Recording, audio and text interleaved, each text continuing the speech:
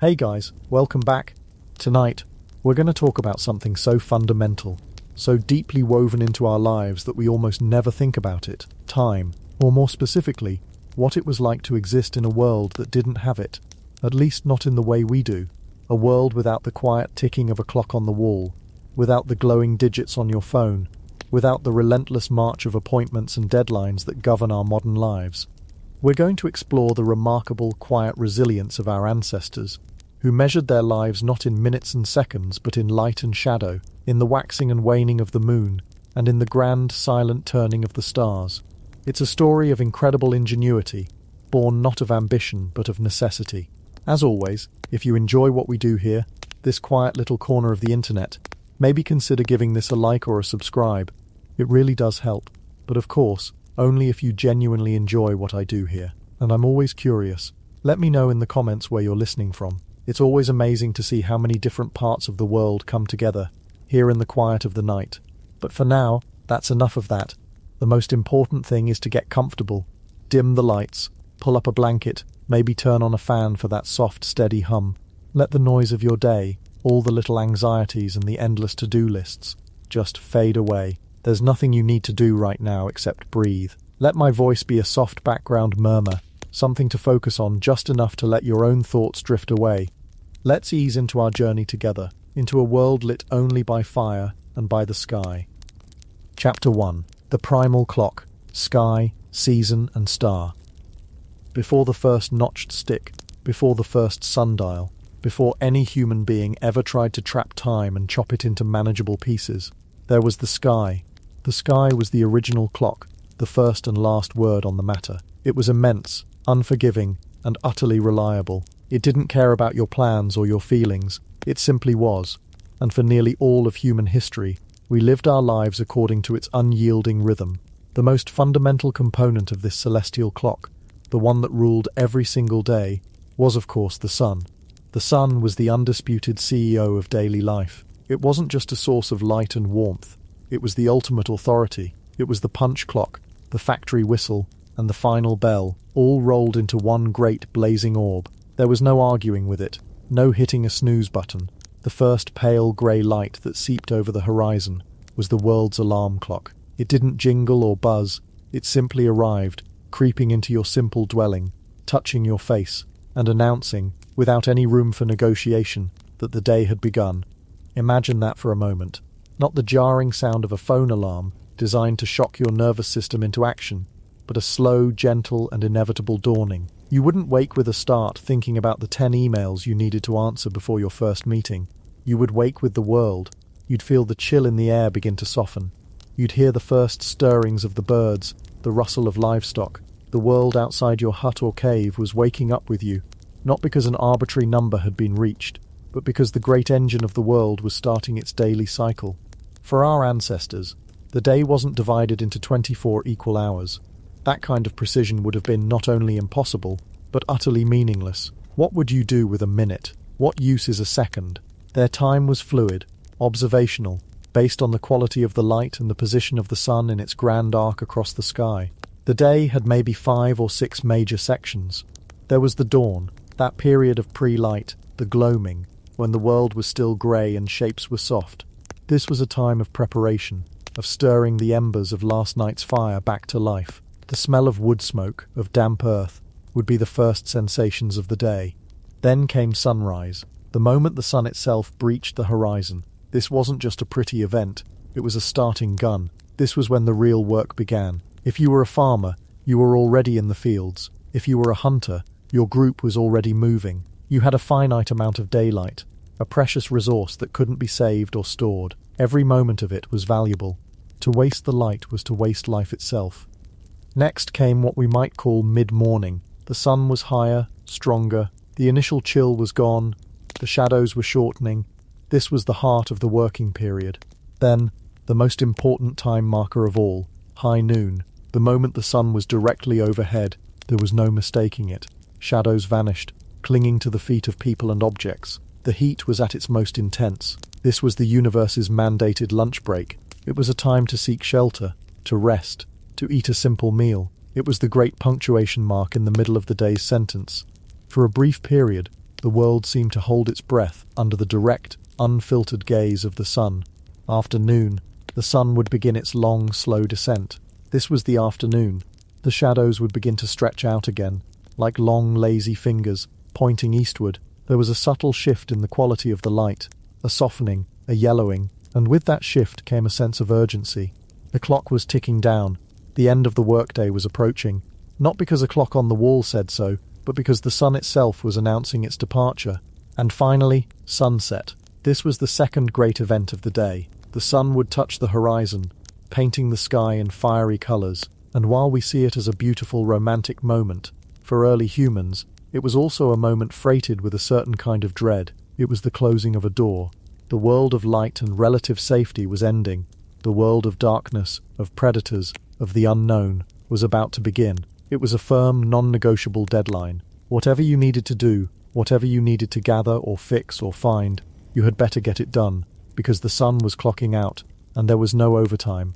This solar rhythm wasn't just about work. It shaped society, spirituality, and even the human psyche. Rituals and prayers were often tied to the sun's position. The rising sun was a moment of birth and renewal, a time to give thanks for surviving the night. High noon was a moment of immense power, the sun at its peak strength. Sunset was a time for reflection, for coming together with your family or clan around the safety of a fire. Living this way instills a completely different sense of time. It's cyclical, not linear. Our modern lives are a straight line, a race from one appointment to the next, always moving forward, always anxious about what's next. Their lives were a circle. The sun rises, the sun sets, the sun rises, the sun sets, over and over. There was a profound comfort in its predictability. It was a constant, a given in a world filled with uncertainty. Your crops might fail, you might fall ill, a predator might stalk your village, but you could be absolutely 100% certain that tomorrow morning the sun would rise again. It was the one promise the universe always kept. But the sun, for all its power, only ruled half of existence. When it made its dramatic exit each evening, it handed the baton to its gentler, more mysterious counterpart, the moon. If the sun was the loud, demanding manager of the day, the moon was the quiet, enigmatic supervisor of the night. It didn't blaze, it glowed. It didn't command, it suggested. Its light was soft, silvery, a second-hand light that transformed the familiar world into a place of shadows and secrets. And while the sun gave humanity the day, the moon gave us our next great unit of time, the month. The sun's cycle is powerful, but it's a short story, told and retold every 24 hours. The moon tells a longer, more complex tale. From our perspective on Earth, it undergoes a beautiful, visible transformation over approximately 29.5 days.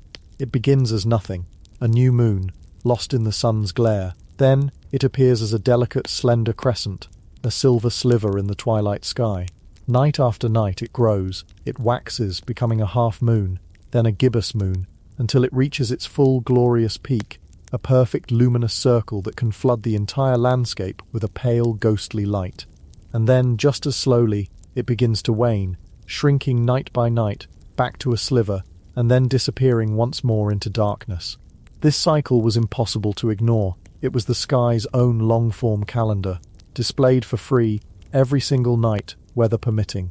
For early cultures, especially in places like ancient Mesopotamia and the Levant, this lunar cycle became the foundation for organizing time beyond the single day. They didn't need to invent the month. The moon had already done it for them. The word month itself in English and many other languages is derived from the word moon. This lunar month became the basis for planning. It was a way to track longer periods. How many moons until the rains come? How many moons until the herds migrate? The birth of a child would be marked not by a date on a calendar, but by the phase of the moon. Events were scheduled around it. A full moon wasn't just a pretty sight for a photograph. It was a practical tool. It was the only time you had a significant amount of natural light at night. It was a work light provided by the cosmos. A night of the full moon was a bonus period. You could travel, you could hunt certain nocturnal animals, you could finish tasks that you ran out of daylight for. It was a brief reprieve from the oppressive, absolute darkness that usually ruled the night.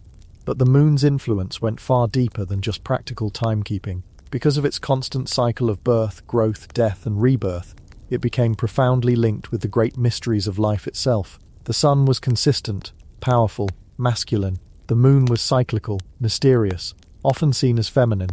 It was tied to the tides of the oceans, a strange and powerful magic that early coastal peoples would have observed with awe. It was linked to the fertility cycles of women, a connection so obvious that it was woven into the mythology of countless cultures. The moon was the patron of magic, of secrets, of dreams. It governed the things that happened in the shadows, both literal and metaphorical. The word lunacy comes from luna, the Latin for moon, from the old belief that the full moon could stir madness in the human mind. Ancient religions were filled with lunar deities. In Egypt, the god Thoth, often depicted with the head of an ibis, was a god of the moon, as well as of wisdom and writing. He was said to track the passage of time. In Mesopotamia, the god Sin was the personification of the moon, a major figure in their pantheon.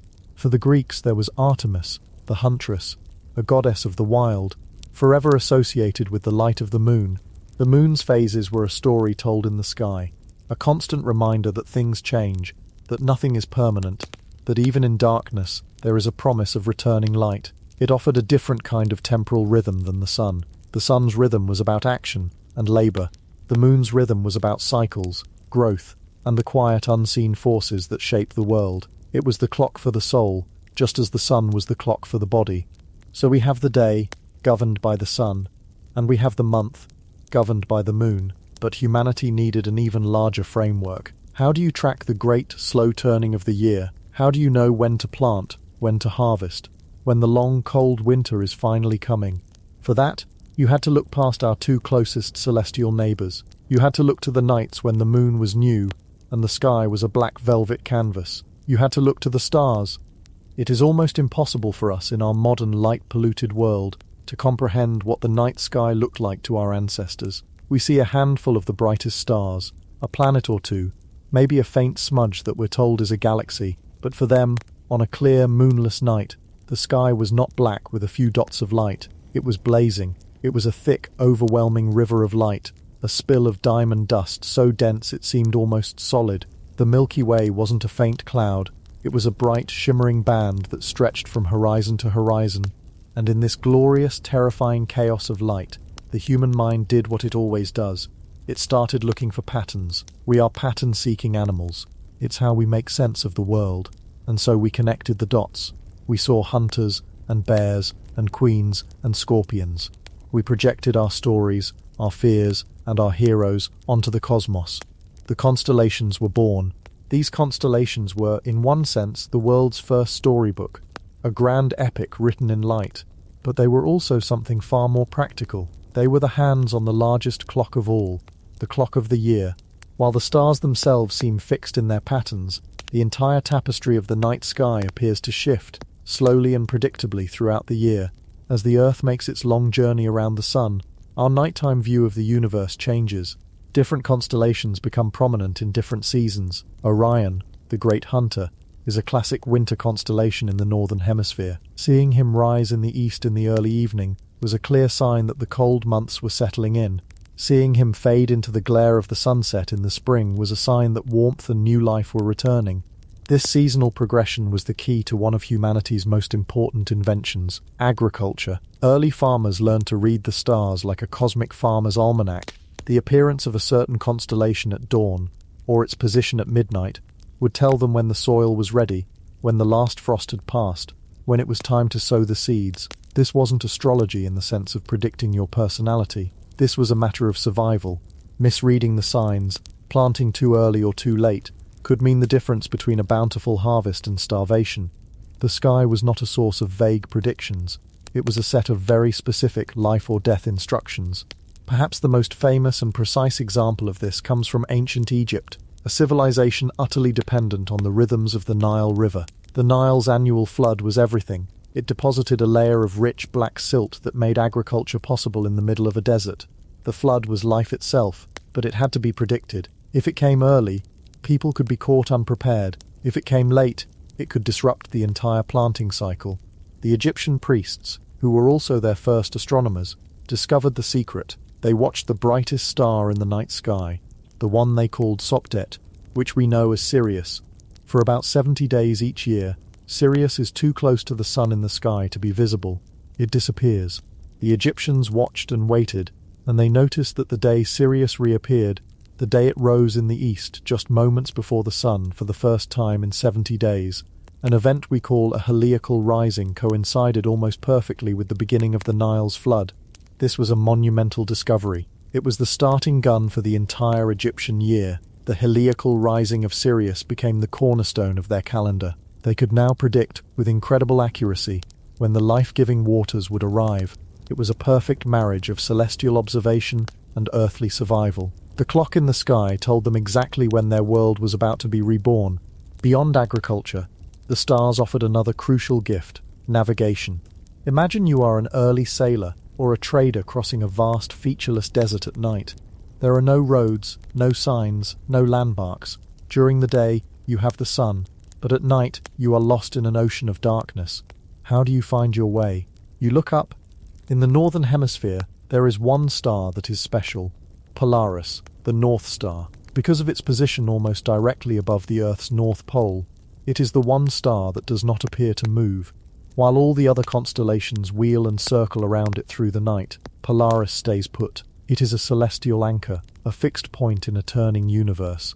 If you could find Polaris, you knew which way was north, and if you knew which way was north, you could figure out all the other directions. You could keep your ship on course. You could navigate your caravan across the sands. That one, faint, unassuming point of light was the difference between purpose and chaos, between reaching your destination and being lost forever. It was the original GPS, and its battery never died. So for our ancestors, the sky was not a passive, decorative backdrop. It was an active participant in their lives. It was their clock, their calendar, their map, and their storybook. The sun dictated the rhythm of their work and rest. The moon governed the passage of weeks and the mysteries of life cycles. The stars provided the grand calendar for the seasons and the unwavering guide for their journeys. To live in such a world was to be deeply, intimately connected to the cosmos, in a way we can barely imagine. Their sense of time was not abstract, it was physical. It was the feeling of the sun's warmth on their skin, the sight of the moon's phase in the sky, the position of familiar stars in the darkness. They were a part of these great silent cycles, a small gear in a magnificent celestial machine. There was a humility in that, a recognition that human life was subject to forces far grander than itself. They didn't have the convenience of a wristwatch, but perhaps they had something we have lost, a profound sense of place, a feeling of being woven into the very fabric of the universe, moving in time with the silent, steady and eternal turning of the sky. And in that rhythm, there is a deep and abiding peace. Chapter 2. Casting Shadows. The Gnomon and the Sun's Divided Arc. That deep and abiding peace, it came from a kind of surrender, a quiet acceptance of being a part of something immeasurably vast and cyclical. But we humans, as a species, are a restless bunch. We aren't always content to simply feel the rhythm. We have a deep-seated, curious and sometimes foolish need to measure it, to capture it, to chop it up into manageable pieces. We want to know, and so from that silent cosmic dance began the first great project of practical timekeeping, the audacious attempt to catch the shadow of a star, our sun, and pin it to the ground. It didn't begin with gears or grand designs. It began, as so many great things do, with something almost comically simple: a stick, a straight stick, pushed into the dirt, an upright stone that a curious ancestor happened to pass by at different points in the day. This is the Gnomon. It sounds like a character from a forgotten myth, a grumpy but wise garden creature who guards the roses. But in its purest form it was just a vertical object, the most profound, world-changing stick in human history. Imagine it. You're living in a world without numbers on a clock face. Your day is governed by the light in the sky and the feeling in your stomach. But you notice something, that tall rock near your shelter. In the morning, its shadow is long, stretching out to the west, like a dark finger pointing away from the rising sun. As the sun climbs higher, that shadow shrinks. It pulls back, retreating towards the base of the rock, as if it's shy. Then, for a brief, powerful moment, the shadow is at its absolute shortest. It's a tiny, dark puddle at the foot of the rock. That's a moment of significance. That's the peak, the hinge of the day. We would call it noon. For them, it was simply high sun. And then, as the sun begins its descent, the shadow begins to grow again, stretching out in the opposite direction, a mirror image of its morning journey, until it's once again a long, dark spear as the sun kisses the horizon. This was the first great discovery. The shadow's length told you how high the sun was. Its direction told you where the sun was in its arc. This wasn't about knowing if it was 10:15 or 10:30. It was about seeing a tangible, visible representation of the day's journey. The shadow was the sun's silent messenger on Earth. You could know with certainty when the day was half over. This was revolutionary. It allowed for basic coordination. Meet me at the standing stone when the shadow is shortest. Come back from the fields before the shadow of the great tree touches the riverbank. It was the first human imposition of order onto the wild, untamed flow of daylight. It was simple, elegant, and utterly dependent on a clear sky. The sun was the clockmaker, and a cloudy day was a clock that had simply stopped. Of course, humanity's instinct is to take a simple, good idea and make it bigger, grander, and far more complicated. In the land of the Nile, this humble stick in the ground was elevated to a monumental scale. The Egyptians, who oriented their entire civilization around the sun god Ra, didn't just plant sticks. They quarried, carved, and erected obelisks. These magnificent, towering needles of stone were, in essence, colossal gnomons. They were spiritual lightning rods connecting the heavens and the earth, but they were also the most magnificent public clocks the world had ever seen. Standing in the blinding Egyptian sun, the shadow of a multi-ton obelisk would have been a stark, undeniable presence. It would creep with a slow, imperial authority across the vast temple courtyards and plazas. Priests, scholars and officials could watch this dark blade move across marked lines on the pavement, dividing the day into segments. This wasn't just about finding noon anymore. It was the birth of the idea that the morning wasn't just morning, but a journey with distinct stages, and the afternoon wasn't just afternoon, but a slope you could measure as it descended into evening. These monumental clocks had a grand public feel to them, but the Egyptians also craved something more personal, something that could be used in a specific location, a tool rather than a monument, and so they developed what we might call the first purpose-built timekeeping device, the shadow clock. One of the earliest examples we have is a flat piece of stone, like a ruler, with a raised T-bar at one end. You'd lay it on the ground, pointing east in the morning, and the shadow of that T-bar would fall across a series of marks on the ruler. It was, in effect, a portable sundial, but it had a quirk, a charmingly human design flaw. It only worked for half the day. Around noon, the sun would be so high that the shadow would shrink and fall off the marked scale. To continue measuring time, you had to physically pick up the device and turn it around to face west. It's the ancient equivalent of having a phone that you have to take apart and reassemble at lunchtime just to keep it working. It speaks to a mindset so different from ours. We demand seamless, constant precision. They were content with a tool that required a bit of manual intervention, a daily reset at the high point of the sun. It kept the user engaged, a participant in the act of timekeeping, not just a passive observer. It's with these marked dials, the lines on the ground at the foot of an obelisk, the scratches on a portable shadow clock, that humanity stumbled into a concept so alien to our modern minds that it takes a moment to unravel. It's the idea of the temporal hour. We live in a world of absolute, unyielding minutes and hours. A 60-minute hour is a 60-minute hour in the dead of night, at the peak of a summer day, in January or in July. It is a fixed, scientific, man-made unit. It has no relationship to the natural world. It is our grid, imposed upon reality. The ancients did not see it this way. For them, the fundamental unit was the day itself, the period of light, and they decided, for reasons of numerology and convenience, to divide the period of daylight into 12 equal parts, and the period of darkness was also divided into 12 equal parts. The crucial word here is daylight. The amount of daylight changes dramatically throughout the year. This means that an hour in the summer, when the sun is in the sky for say 15 of our modern hours, was incredibly long. A single summer hour might have been 75 of our minutes. It was a long, lazy, elastic unit of time. You could get a lot done in one summer hour. Conversely, in the depths of winter, when the daylight might only last for 9 of our hours, that daylight was still divided by 12, so a winter hour was a frantic, compressed, fleeting thing. It could be as short as 45 of our minutes. Imagine trying to live like this. Your whole sense of time would breathe with the seasons. A workday wasn't a fixed 9 to 5, it was 12 hours of light. In the summer, your employer got a long, languid day of labour from you. In the winter, you'd show up, the sun would weakly climb a little, and before you knew it, the light would be fading and your 12 hours were up. It's a system that feels both wonderfully humane and, to our modern sensibilities, utterly insane.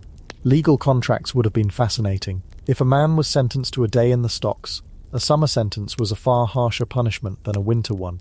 If a water-bearer was paid by the hour, they would have been wise to work during the long, profitable hours of summer and take a nice long vacation in winter. The hour itself was a living, fluid thing. It stretched and yawned in the summer sun, and it shivered and shrank in the winter cold.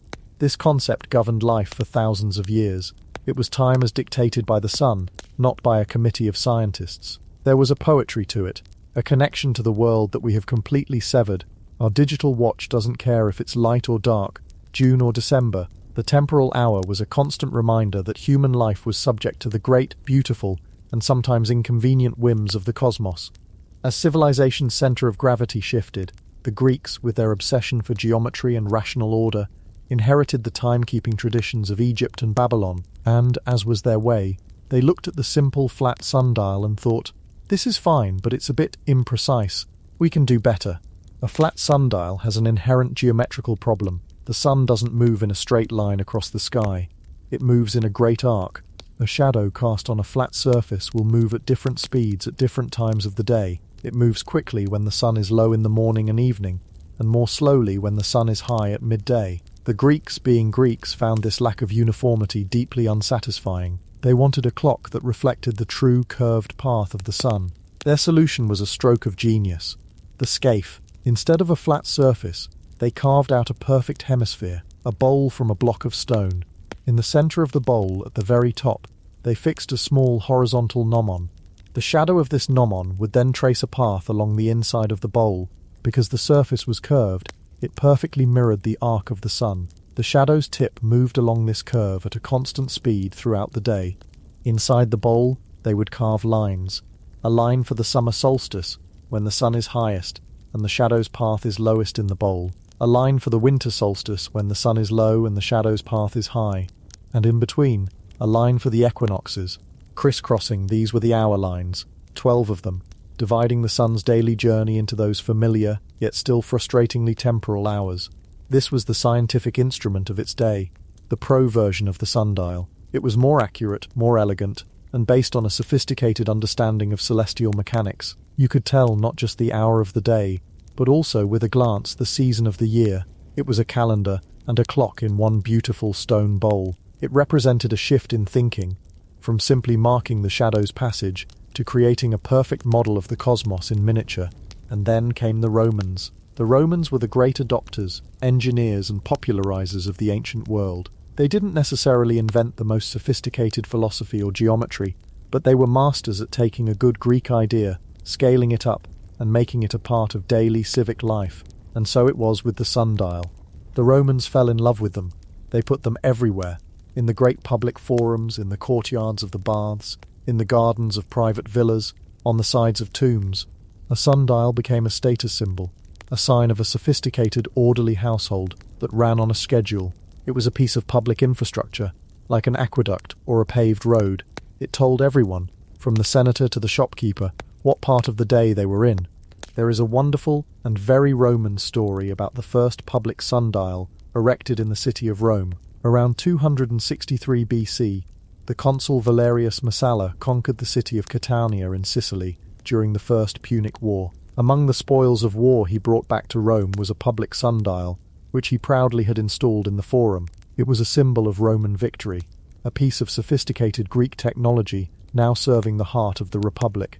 There was just one tiny problem. Catania is about 4 degrees of latitude south of Rome. A sundial is a precision instrument calibrated for a very specific location on Earth. The angle of the gnomon must correspond to the local latitude to tell the correct time. A sundial built for Sicily will not tell the correct time in Rome. And yet, for 99 years, the great city of Rome, the center of the known world, organized its daily life around a clock that was confidently, publicly, and completely wrong. You have to wonder if anyone noticed.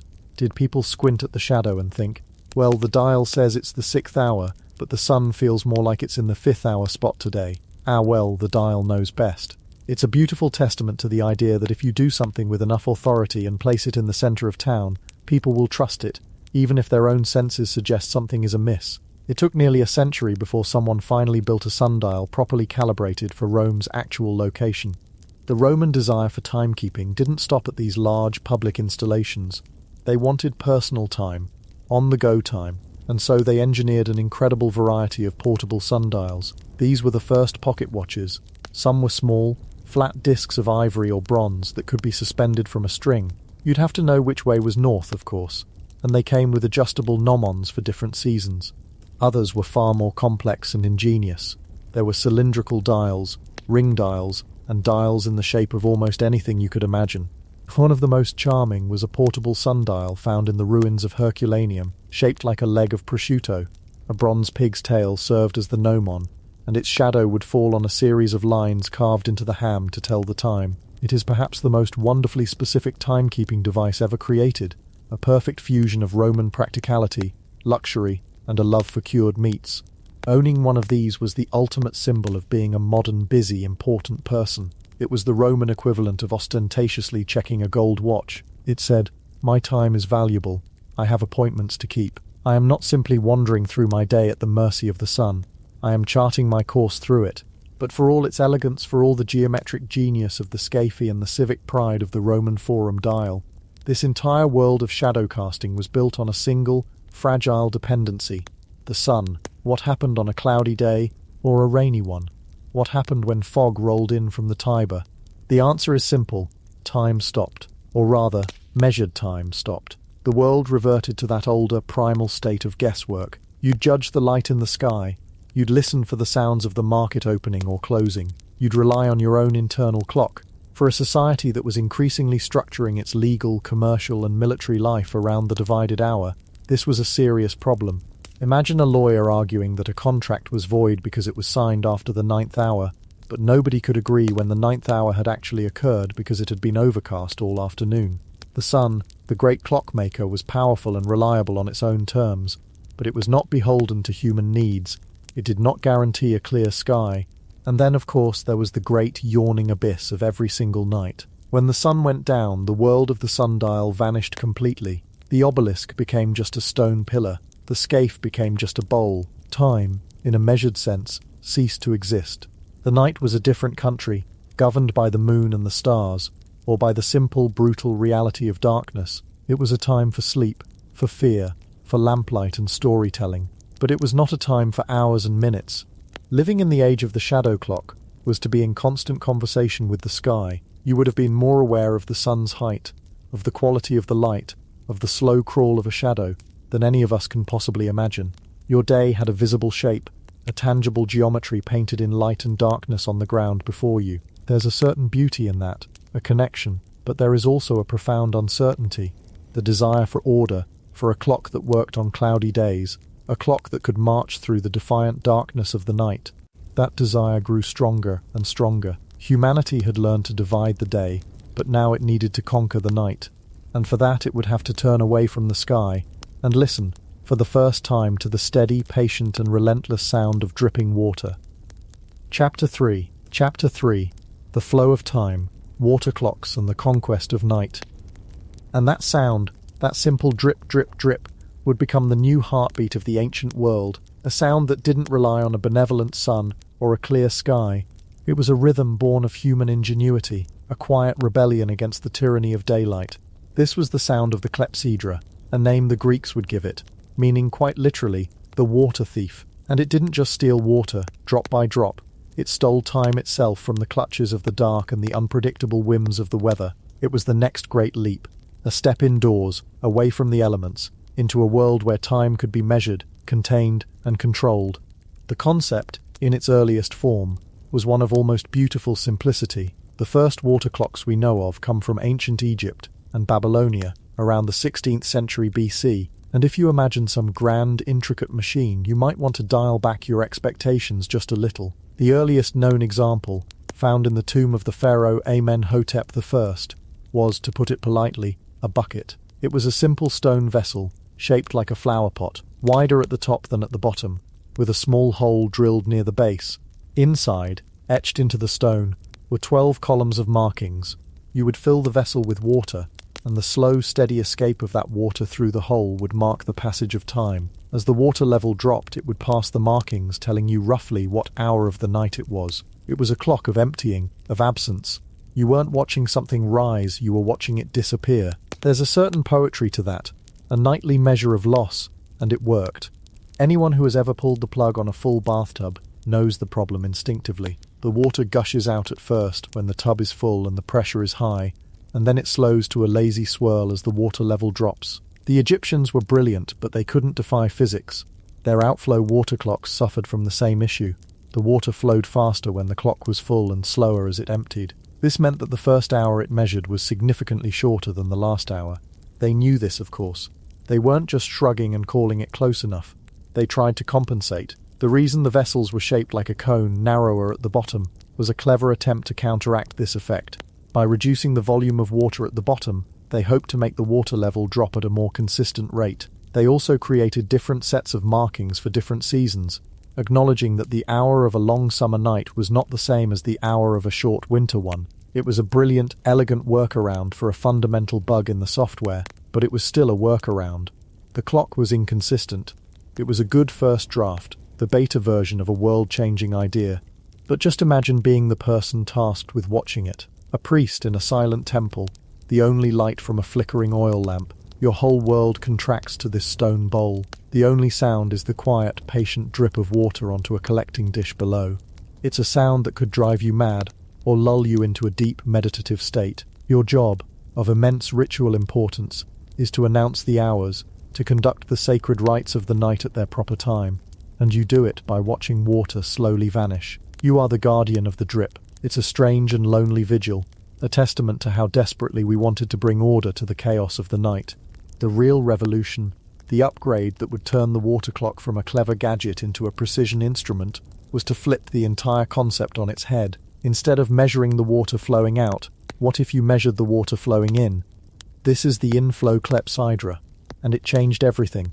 The principle is simple, but its effect is profound. You have a large reservoir of water held high up. From this reservoir, a pipe or channel allows water to drip at a steady, controlled rate into a second, receiving vessel below. Because the pressure from the main reservoir is more or less constant, the drip is consistent. It doesn't slow down over time. Now, inside this second vessel, you place a float, a simple piece of wood or cork. As the water level rises, so does the float. Attached to this float is a long, thin rod, often marked like a ruler or designed as a pointer. As the float goes up, the rod rises alongside a scale, pointing to the current hour.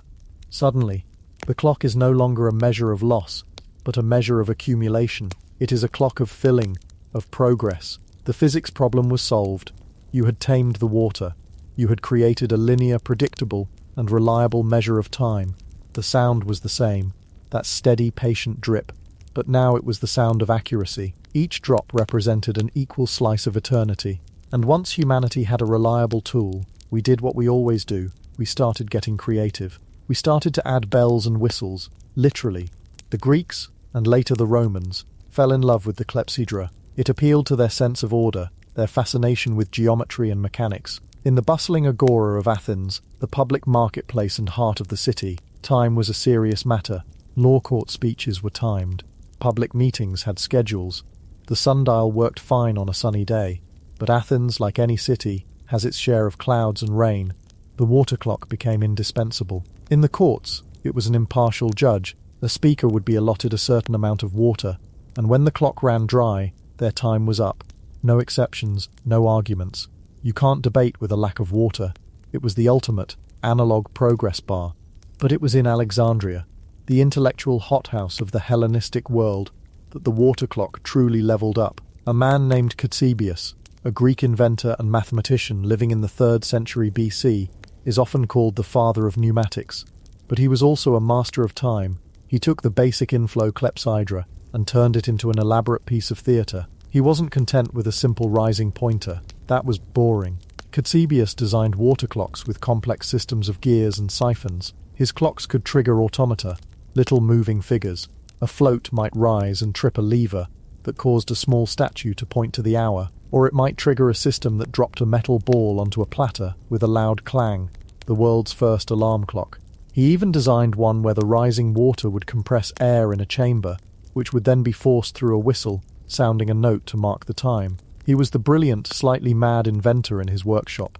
looking at a simple tool and seeing a world of intricate possibility.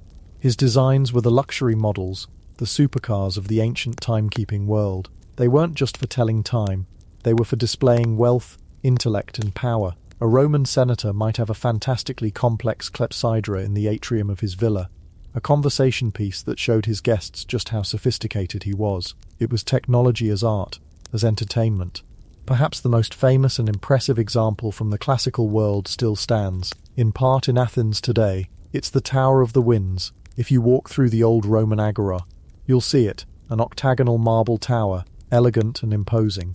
Built around 50 BC by an astronomer named Andronicus of Cyrrhus, it was the city's official clock. It was a masterpiece of integrated technology. On each of its 8 faces, high up, was a sundial, perfectly angled. On the very top, a bronze Triton figure acted as a weather vane, pointing his staff in the direction from which the wind was blowing. And below each wind direction, there was a carved frieze depicting that wind as a god.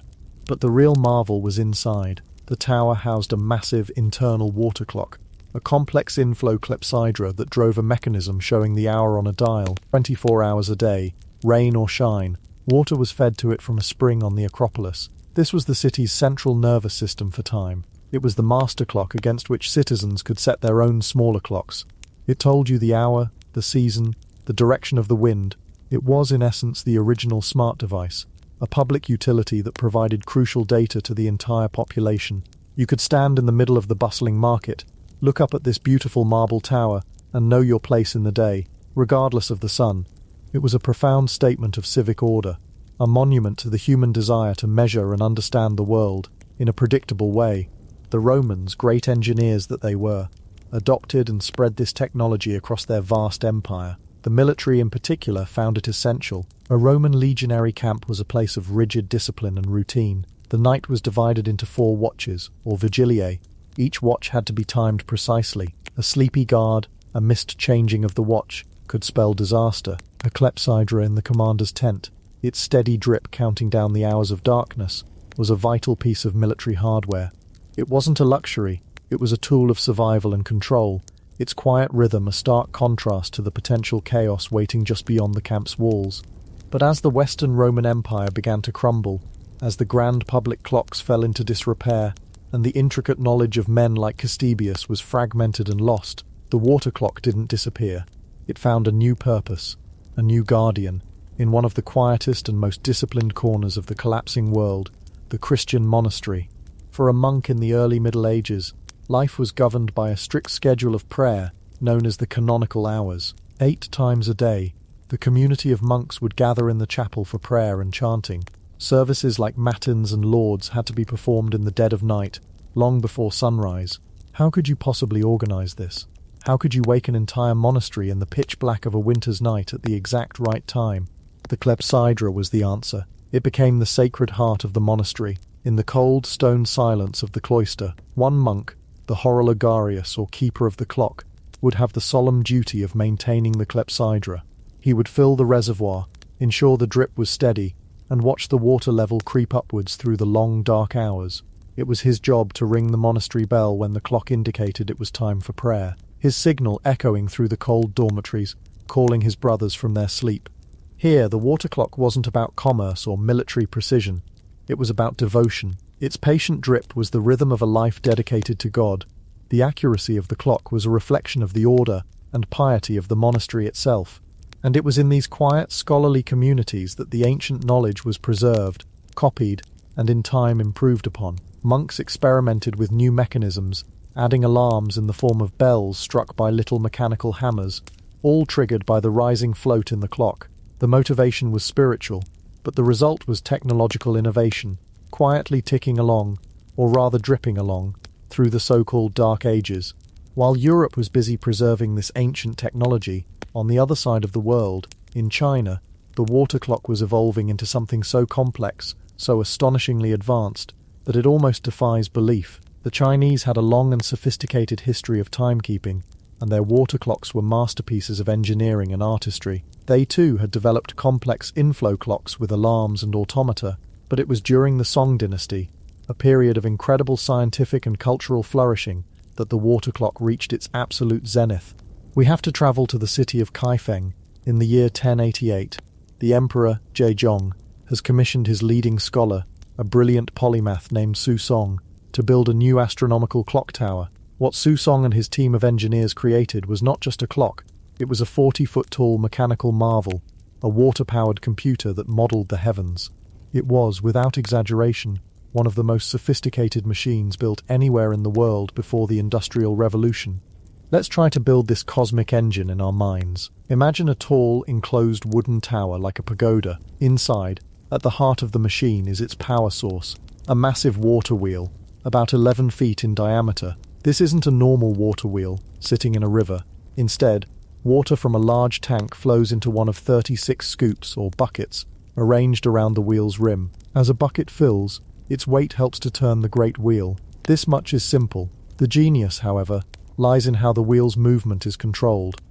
If you just let the water run, the wheel would spin freely and uselessly. Su Song needed it to move in regular, precise steps, and to do this, he and his engineers invented something extraordinary, an escapement mechanism. This is a concept so important that it forms the basis of all mechanical timekeeping for the next 1,000 years. Here's how it worked. As the wheel turned, the filled bucket would be stopped by a horizontal lever, a sort of lock. The wheel would be held fast, motionless, even as the next bucket continued to fill with water. When that next bucket was full, its weight would trip a second, smaller lever. This lever would, in turn, pull down on the main locking lever, momentarily escaping the scoop on the wheel. The great wheel would then be free to move, but only for a moment. It would rotate just enough for the next scoop to fall into place and be caught by the same locking lever, which would have snapped back into position. Clank. The wheel stops. The next bucket begins to fill. The weight builds. Trip. Clunk. The wheel turns one more step. That sound, that rhythmic stop and start, that clank-clunk, is the sound of a revolution. It's the conversion of a continuous force, the flow of water into discrete, countable, mechanical steps. It is the direct ancestor of the tick-tock of a pendulum clock. Su Song had created a clockwork heart, powered by water. And what did this incredibly precise, water-powered heart drive? Everything. A long vertical shaft ran up from the main wheel, connected by a chain drive. Another stunning innovation, essentially a giant bicycle chain, to the upper floors of the tower. On the top level, exposed to the sky, was a huge bronze armillary sphere, a model of the heavens that was mechanically rotated to track the real-time movement of the sun, moon, and stars across the sky. It was a planetarium in motion. Inside the tower, on a lower floor, a massive celestial globe, also powered by the main drive shaft, mirrored the movements of the one on the roof, allowing for observation even on cloudy days. And on the front of the tower was the clock face itself. Though it was more like a multi-story puppet show, there were 5 levels of openings, each with a series of wooden mannequins or little statues holding signs. Different mannequins would appear at different times, some indicating the hour, others the quarter hour, all moved by a complex system of gears and wheels connected to the main drive. One mannequin would strike a bell, another a drum, to make the time audible to the whole city. This was so much more than a clock. It was a public spectacle, a scientific instrument of incredible precision, and a profound political and philosophical statement. It demonstrated the Emperor's power, not just over his people, but over the cosmos itself. The Son of Heaven had quite literally captured the movements of the heavens in a box. The steady, relentless clank-clunk of its escapement was the sound of an empire in perfect, harmonious order. For decades, Su Song's great clock tower stood, a wonder of the world. But such complex knowledge is fragile. When the city of Kaifeng was invaded in 1127, the tower was dismantled in an attempt to move it. It was never successfully rebuilt. The intricate plans survived, written down in Su Song's detailed treatise, but the physical marvel itself was lost. The escapement, that key to mechanical time, would have to be invented again, centuries later in Europe. It's a humbling reminder that the path of progress is not always a straight line. Sometimes it takes long, looping detours. But the legacy of the clepsydra, from the simple Egyptian bowl to Su Song's cosmic engine, is undeniable. It was the technology that conquered the night. It allowed for the administration of justice, the defense of cities, the ordering of spiritual life, and the complex modeling of the universe. It untethered humanity from the sun and gave us our own internal rhythm. And as you settle in, as you let the darkness of your own room envelop you, perhaps you can imagine that ancient sound, not the insistent beep of a digital alarm or the quiet hum of an electric motor, but something more elemental, the sound of a single drop of water, detaching itself, falling through a small space of silence, and landing with a soft pat. Drip, a measure of time. Drip, a moment passing. Drip, the quiet, relentless heartbeat of a world learning to master its own time. Drop by patient drop. It's the sound of order being drawn from chaos, a gentle, persistent rhythm that has been counting us down and carrying us forward for thousands of years. Chapter 4. Measured by consumption. The time of fire and sand. But what happens when that water, that patient, liquid heartbeat, turns to solid ice? What happens when the cold of a northern winter silences the drip, drip, drip? Humanity, as ever, found another way to watch something disappear. If you can't measure time by what flows, perhaps you can measure it by what falls, or what burns. Welcome to the world of timekeeping by consumption, a method as simple and as profound as watching a thing cease to be. It's a more intimate kind of time, a measurement that is itself destroyed in the process of measuring. And perhaps the most iconic, the most visually perfect of these consumable clocks is the hourglass. You know it instinctively.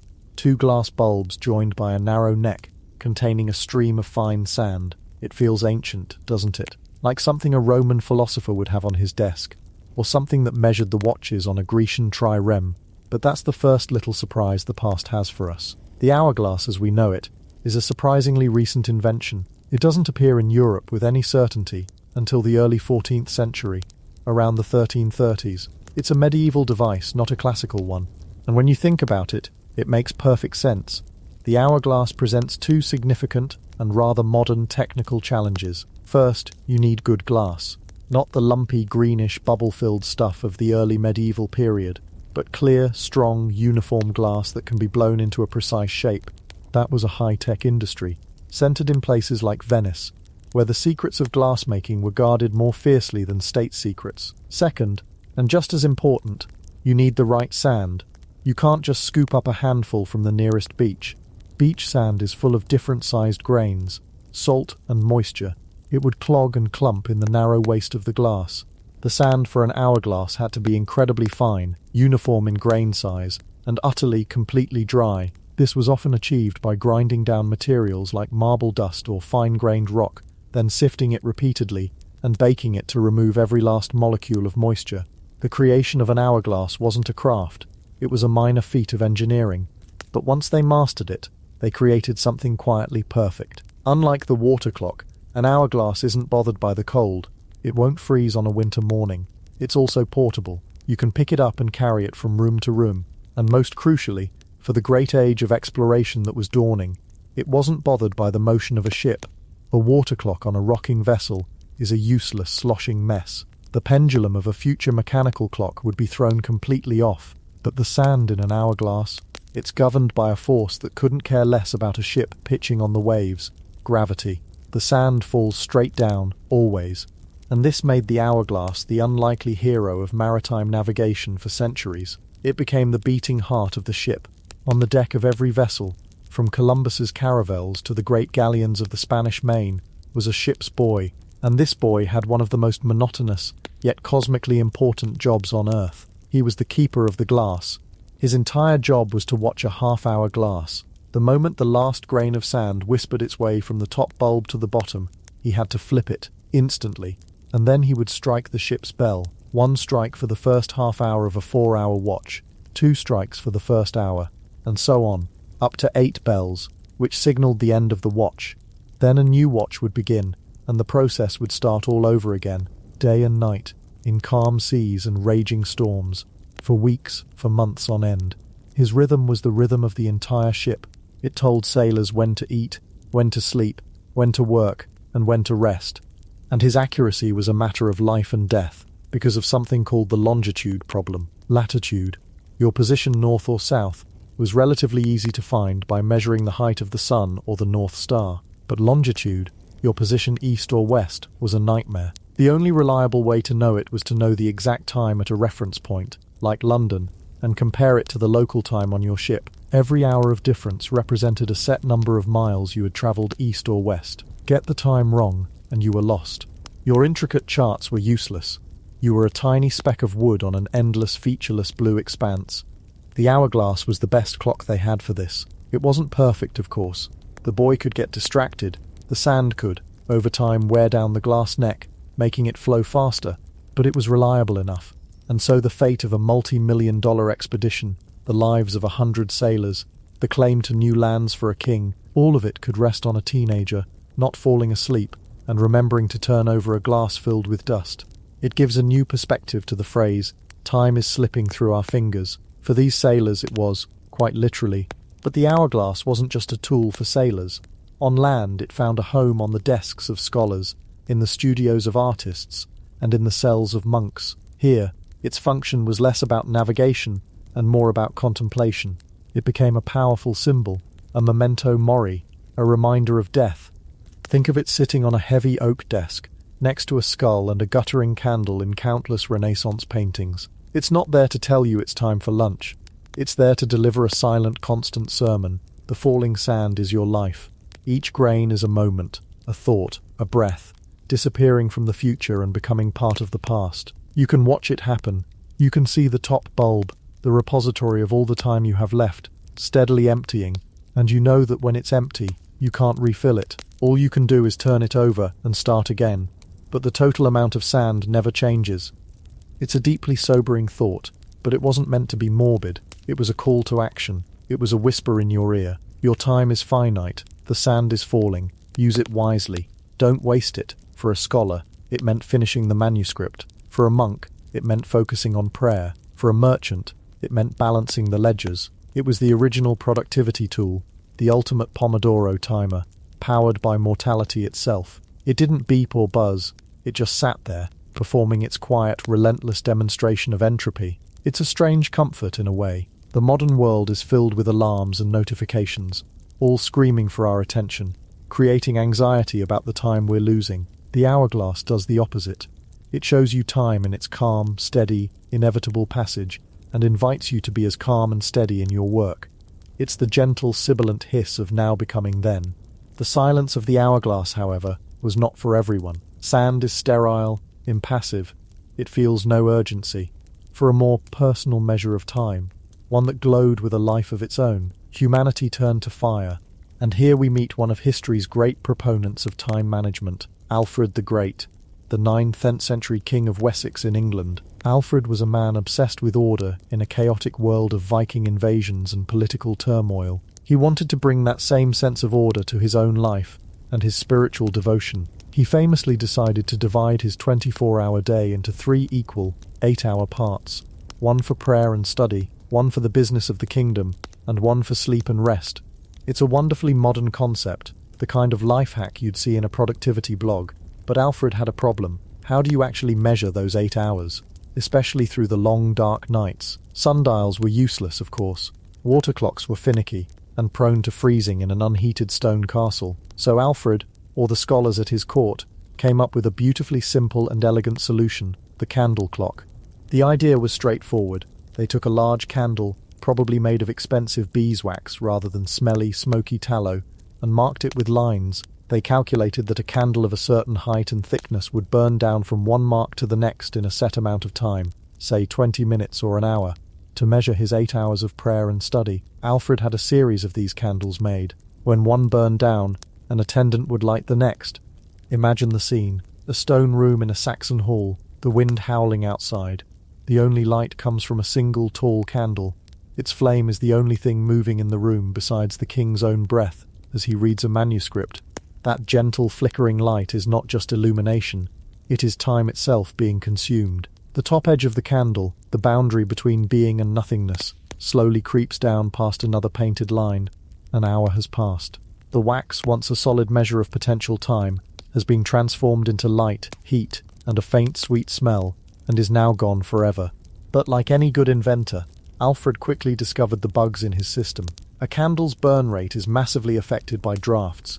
A gust of wind from a poorly sealed window or a door opening could make the candle flare up and burn faster, throwing off the entire schedule. A king can't have his kingdom's prayer schedule ruined by a common draft, so he innovated. He commissioned the construction of a small lantern, a box made of a wooden frame with thin, translucent sheets of animal horn set into the sides. Horn, when scraped thin, lets light through but blocks the wind. By placing the candle inside this lantern, he created a stable environment. He had in effect invented a protective case for his clock. It was the medieval equivalent of putting your phone in an otterbox. This technology wasn't just for kings. Monasteries, the epicenters of scheduling in the medieval world, embraced the candle clock. The monastic day was punctuated by a series of services. The canonical hours, from matins in the dead of night to compline after sunset. Someone had to keep watch through the darkness to wake the other monks for prayer. This duty often fell to the sacristan. Picture him, this lonely monk, sitting in the cold silence of the abbey. His companions are the sleeping shadows and a single tall candle. This candle is his entire world. It's his clock, his light source, and his only source of warmth. He watches it with an intense focus we can barely imagine. He's not just watching wax melt, he's watching for the moment of God's service.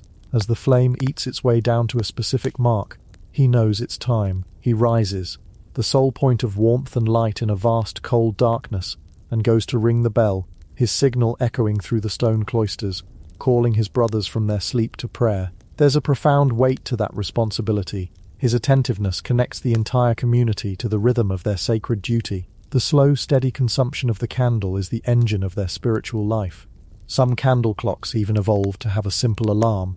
A nail could be pushed into the wax at the desired hour. When the candle burned down to that point, the nail would lose its purchase in the softening wax and fall, clattering onto a metal dish below. A simple, effective, and rather startling way to be reminded that your time was up. In a world without public clocks or personal watches, the candle clock offered a measure of autonomy. It brought timekeeping inside, into the private sphere, away from the sun and the stars, but it also intrinsically linked the measurement of time to wealth. Beeswax candles were expensive luxury items. To burn one purely for the purpose of telling time, especially all through the night, was a display of status. The poor told time by the sun and the seasons. The wealthy could afford to watch their money literally go up in smoke, just to know what hour of the night it was. The steady glow of a candle clock in a window was a clear signal. The people in this house are so important, they can afford to burn time itself. While Europe was watching wax melt in drafty halls, a far more refined and aromatic form of timekeeping was unfolding in the East. In China, and later in Japan, they developed a clock that was not just a tool, but a work of art, a meditative practice, and a multi-sensory experience. They measured time by the slow, inexorable burn of incense. This wasn't just sticking a joss stick in a bowl and timing how long it took. The Chinese incense clock, or shangduan, the incense seal, was a thing of breathtaking ingenuity and elegance. It was a clock you didn't just look at, you experienced it with your sense of smell. The process began not with winding a key or flipping a switch, but with a quiet ritual. First, a special container, often a beautiful bronze or ceramic dish, was filled with a bed of fine white wood ash. This ash was then compacted with a special tool until its surface was perfectly flat and smooth, like a miniature Zen garden. This was the canvas. Next, a stencil was laid on top of the ash. These stencils were incredibly ornate, made of metal or wood. They weren't just straight lines, they were long, meandering, geometric patterns, often shaped like a dragon, a phoenix, or a series of auspicious characters from calligraphy. The design was a single, continuous, unbroken path. Then came the incense itself. This was not in stick form, but a fine powder, a carefully guarded blend of ground aromatic woods like sandalwood and agarwood, mixed with spices like clove and camphor. This precious powder was carefully spooned into the grooves of the stencil. Every nook and cranny of the winding path had to be filled perfectly. A small tamper was used to ensure the powder was evenly distributed and compacted. Any air pockets or variations in density would ruin the timing. Once the path was completely filled, the stencil was lifted away with an incredibly steady hand, leaving behind a perfect, intricate trail of powdered incense sitting on the bed of white ash. It was a work of temporary art. To start the clock, you would light one end of the trail with a glowing ember. The incense would not burst into flame. Instead, it would begin to smoulder, a single point of red-hot glow that would then creep ever so slowly along the powdered path. The passage of time was marked by the slow, silent advance of this glowing ember. The path was designed and the incense blend calibrated so that it would take a specific amount of time to burn from one end to the other, often 12 or even 24 hours. But here is where the true genius lies. It was a clock you could smell. The creator could use different blends of incense powder for different sections of the path, so the first hour of your clock might burn with the deep woody scent of sandalwood. As the ember crossed an invisible boundary into the second hour, the scent in the room would slowly change to the spicy sweetness of clove. The third hour might be camphor, clearing the mind. Imagine that. You could know the time simply by the ambient fragrance in your study. It wasn't an alarm telling you the hour had passed. It was a gentle atmospheric transition. Time wasn't a number on a dial. It was an evolving sensory landscape. It was a way of living within the passage of time, not just observing it. These clocks could also be equipped with alarms, in a manner similar to the candle clock but with far more elegance. Small metal balls could be balanced on the incense trail, held in place by threads stretched across the path. When the smouldering ember reached that point, it would burn through the thread. The ball would then be released, dropping into a small brass tray or a tiny bell placed below, creating a clear, sharp chime to mark the hour or to wake a sleeping scholar. Some were even more complex, with a series of these alarms creating a sequence of chimes throughout the day. The incense clock reflects a profoundly different philosophical approach to time. The Western hourglass and candle clock are often tied to concepts of urgency, mortality, and efficiency. The sand is running out, the candle is shrinking. Get to work. They are linear, a countdown to zero. The incense clock, especially in its labyrinthine seal-like form, is cyclical and meditative. The act of preparing the clock is itself a calming ritual. Watching the slow, silent burn is a form of contemplation. The experience is one of beauty and tranquility. It doesn't shout about time's passage, it perfumes it. It suggests that time is not a resource to be conquered, but a medium to be experienced, a journey to be savoured. Of course, operating one of these was not a hobby for the impatient. The preparation required skill and a steady hand. The incense had to be perfectly dry and of a consistent quality. The ambient humidity of the room could affect the burn rate. A sudden draft could extinguish the ember, stopping time altogether until it was relit. It was a delicate living thing, a partnership between the user and the elements. From the silent fall of sand in a glass, to the flickering flame of a wax candle, to the fragrant smoulder of an incense trail, these clocks of consumption all share a common, poignant truth. They measure the present by demonstrating its constant, irreversible transformation into the past. They are not just machines for counting, they are philosophical objects that force us to witness the very substance of time, be it sand, wax, or spice, disappearing right before our eyes. They remind us that every passing moment is a form of consumption, a tiny piece of the future burned away to create the light, the warmth, and the fragrance of now. Chapter 5. The Rhythm of the Earth, Agricultural and Liturgical Time. And so we leave behind these delicate and ingenious machines, these quiet monuments to impermanence. The candle that measures its life in drips of wax, the incense stick that perfumes its own passing. For the wealthy merchant, the dedicated monk, or the curious scholar, these devices offered a way to watch time itself dissolve, a private, almost philosophical spectacle. They remind us that every passing moment is a form of consumption, a tiny piece of the future burned away to create the light, the warmth, and the fragrance of now. But for the overwhelming majority of humanity, for the millions upon millions of people who for thousands of years formed the bedrock of civilization, time was not something you watched. It wasn't a spectacle. It wasn't a consumable good measured out in grains of sand or inches of wax. It was something you were in. It was the mud that sucked at your boots in the spring. It was the sweat that stung your eyes in the summer. It was the ache in your back during the harvest, and the gnawing chill in your bones through the winter. For most people, time wasn't kept. It was lived. It was endured. It was a force of nature as real and as powerful as gravity. And it operated on two grand, interlocking cycles, the rhythm of the earth and the rhythm of God. Let's begin with the earth. Forget, for a moment, the chime of a smartphone or the steady tick of a watch on your wrist. The single most important timekeeping device for nearly everyone was that massive, glaring, utterly non-negotiable clock in the sky, the sun. The sun was the ultimate manager. It dictated every aspect of the working day with a tyranny we can barely comprehend. It didn't care if you were tired. It didn't care if you were sick. There was no calling in to tell the sun you'd be starting late. Its light was a finite resource, a daily wage of precious energy, and you spent every last drop of it.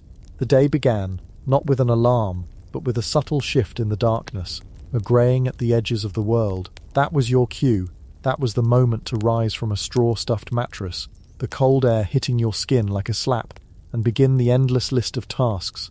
The first order of business was to simply see what the sun, your boss, was offering you today. Was it a clear, bright sky promising a long day of productive labor in the fields? Or was it a low, thick ceiling of clouds, a gloomy omen that might bring rain and ruin your hay, or a sign that the already short winter day would be even shorter and darker? Every single morning was a new negotiation with this celestial overlord. This brings us to one of the most fundamental differences between their world and ours. We live by clock time. They lived by task time. You and I, we schedule our lives in abstract blocks.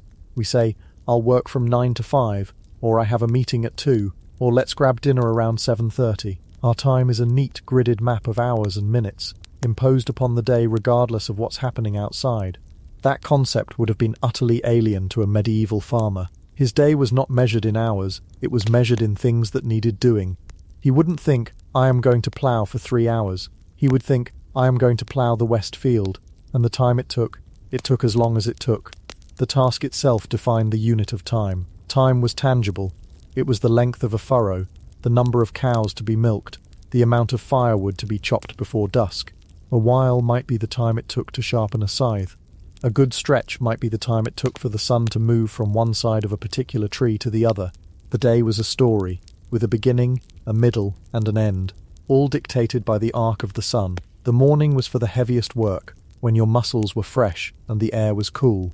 Midday, when the sun was at its highest and most brutal, was the time for the main meal of the day, a brief respite to gather strength, and the afternoon was a long, slow race against the inevitable failure of the light. You would watch the shadows lengthen with a growing sense of urgency, knowing that every inch they stretched across the ground was another minute of your workday disappearing forever.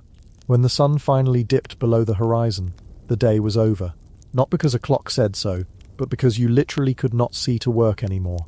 The world plunged into a profound and often dangerous darkness, and your time as a productive human was finished until the great manager in the sky clocked you back in at dawn. This daily rhythm was itself just one small turn on a much larger wheel, the seasons. We experience the seasons as variations in weather, as excuses to change our wardrobe. For them, the seasons were everything. They were a cycle of desperation, toil, relief, and anxiety that governed all of life. The seasons were not a gentle, poetic changing of the leaves. They were a series of life-or-death deadlines. Let's step into that cycle. Imagine it's late winter. This is what they often called the dead time, but it was anything but restful. Outside, the world is frozen and bleak. The ground is hard as iron. The trees are skeletal, and a cruel wind howls around the corners of your small, smoky hut. Forget about arguments over the thermostat. The main goal was simply not to wake up as a permanent part of the room's ice sculpture collection. Time in these months felt slow, thick, and menacing. The days were brutally short, offering only a few hours of murky, grey light. This wasn't a time for grand projects. It was a time for survival.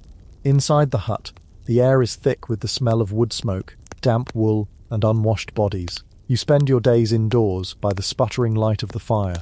This is the time for mending tools, for weaving cloth, for repairing harnesses, all the small, vital tasks that keep the machinery of your life from falling apart. Your food supplies, everything you harvested in the autumn, are dwindling. You count the remaining sacks of grain, the salted meat, the shriveled apples, with a knot of fear in your stomach. Every meal is a careful calculation. This period just before spring was often called the hungry gap, the most dangerous time of the year, when the previous year's harvest was nearly gone and the new year's crops had not yet grown. Time here is a waiting game, a slow, tense crawl toward the first hints of a thaw. Then, finally, spring arrives. But it's not a gentle awakening of flowers and birdsong. It's an explosion of frantic, back-breaking labour. The moment the ground is soft enough to take a plough, you are out in the fields from sunrise to sunset. This is a desperate race against an invisible clock. You have a limited window to plough the land and sow the seeds for the year's crops. If you're too late, the crops won't mature in time for the harvest. If a late frost comes, it can wipe everything out. Your entire family's survival for the next 12 months depends on the work you do in these few crucial weeks. The air smells of damp, turned earth and manure. Your muscles scream in protest from manhandling a heavy wooden plough, perhaps pulled by a gaunt-looking ox who seems just as weary as you are. Time in the spring doesn't crawl, it sprints. It's a blur of mud, sweat, and aching limbs. Every moment of daylight is a gift to be exploited. There are no weekends, no days off. The land demands everything, and you give it. After the frenzy of planting comes summer, and summer means one thing: growth. But it's not just the crops that grow, it's the weeds. So much of summer is a long, grueling war against the weeds that threaten to choke your precious grain. The days are long now, luxuriously long, but they are filled with repetitive, monotonous toil under a relentless sun. The heat can be suffocating. The air is thick with the buzz of insects and the smell of hot dust and cut hay. Haymaking is another one of summer's great deadlines.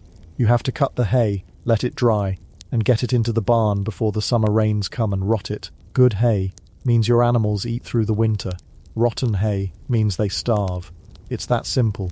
Time in the summer is a long, steady grind, a marathon of endurance. You feel the sun on your back from the moment it rises to the moment it sets, a constant oppressive presence. And then comes autumn, the harvest. This is the climax of the entire year's story. All the work, all the sweat, all the anxiety, it all comes down to this. The days are beginning to shorten again, and you can feel a new chill in the air, a warning of the winter to come. This creates another frantic race against time. You must get the crops in from the fields before the first heavy rains turn the ground to mud, or before an early frost ruins the grain. Everyone is in the fields, the children, the elderly, anyone who can swing a sickle. It's a communal effort, a village-wide mobilization. The sound of the harvest is the rhythmic swish of blades cutting through stalks of wheat. The smell is the rich, dusty aroma of ripe grain. There's a sense of both exhilaration and terror. Every stalk you gather is another small victory against the coming winter. But you're always watching the sky, praying the weather holds. When the last sheaf is brought in, an immense collective sigh of relief washes over the community. This is the moment for celebration. The harvest festival is not just a party. It's a profound expression of gratitude for having survived another turn of the great wheel. You have earned another year of life. We worry about the stock market. They worried about the sky. We complain when daylight saving time makes us lose an hour of sleep. For them, the slow, inexorable shortening of the days in autumn was not an inconvenience. It was a physical manifestation of their dwindling window of opportunity, a deep and primal threat. This was the tyranny of the seasons, a tangible, physical, all-encompassing clock that defined not just their day, but the entire arc of their lives. But the sun and the seasons were not the only masters of time. Running parallel to this earthly rhythm was another, equally powerful force that structured the day and the year, the sacred time of the church. If the sun was the great manager of the physical world, the church bell was its spiritual counterpart. It was the community's shared heartbeat. In a world of scattered farms and isolated villages, the sound of the bell was the one thing that united everyone. It was the only source of standardized communal timekeeping available. It sliced the day into manageable, meaningful pieces, imposing a divine order on the chaos of daily life. This system was known as the canonical hours, the 7 times a day that monks were required to stop and pray, but their influence spilled out from the monastery walls and organized the lives of everyone in the village, whether they were particularly pious or not. The bell was the town's clock, its factory whistle, and its news bulletin all rolled into one. Imagine you are that farmer again, working in your field. The morning mist is still clinging to the ground. You've been at it for what feels like a while, but you have no real way to know. Then, in the distance, you hear it, the clear, resonant tolling of the bell from the stone church in the village. That is the bell for Prime, ringing out around what we would call 6 in the morning. For you, this bell isn't just a call to prayer. It's the official starting gun for the workday. It's the community's collective acknowledgement. The day has begun. We are all at our labours now. It gives your solitary work a sense of shared purpose. A few hours later, as the sun begins to climb higher, the bell rings again. This is terse around 9 a.m. Perhaps this is a signal for a short break, a moment to drink some water, wipe the sweat from your brow, and straighten your aching back. It's a punctuation mark in the long sentence of the morning's work. Then comes the most welcome sound of the day, the bell for sext, ringing at midday. This is the lunch bell, the universal signal to lay down your tools and head back to the hut for the main meal. No matter where you are in the surrounding countryside, you and everyone else hear that bell, and know it is noon. The sun is at its highest point. Half the day's labour is done. It's a vital central anchor in the flow of the day. The afternoon wears on. The heat begins to lessen. The shadows start to stretch. You're beginning to feel the deep fatigue of the day's work setting in. Then the bell for none rings out, around 3 p.m. This sound is a reminder. It tells you the afternoon is well underway. The end of the workday is no longer a distant concept. It's approaching. It's a signal to perhaps switch to a less strenuous task, to start planning the end of your work, to make sure the animals are heading in the right direction. It's the beginning of the day's end. Finally, as the sun begins to kiss the horizon, casting the world in a warm golden light, you hear the bell for Vespers. This is the sound of release. Vespers was the evening prayer, and its bell signaled the end of the working day. It was the sound that sent you home from the fields. It's a sound of profound relief, the promise of food and rest. The journey back to your hut is accompanied by the echoes of this bell, a sound that says, "Your toil is done for today, well done." And as darkness falls completely, one last bell rings through the quiet village. Compline, the final prayer of the day. This was the lights-out bell, the signal to bank the fire, bar the door, and surrender to sleep. The sound of Compline offered a sense of security, of closure. It was the community tucking itself in for the night, protected within the sacred rhythm that the bells had maintained all day long. These bells were not just background noise, they were information. Their sound, carrying for miles across the open landscape, was the invisible architecture of the day.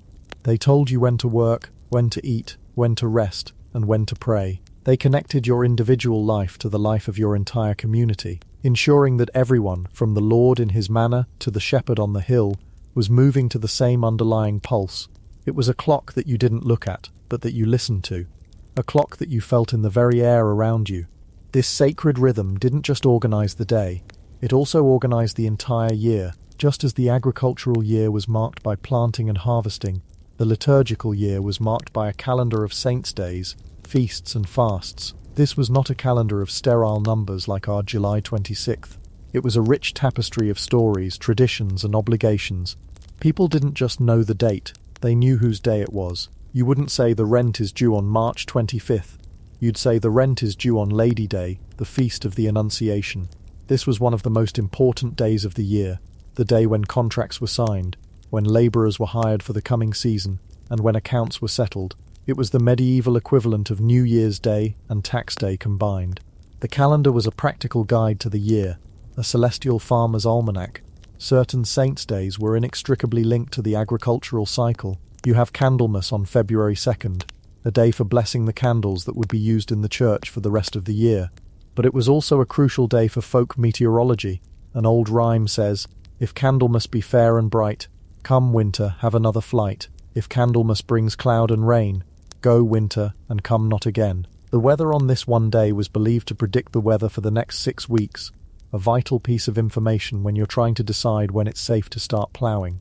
You had St. John's Day, or Midsummer, around June 24th, marking the longest day of the year and the peak of summer's power.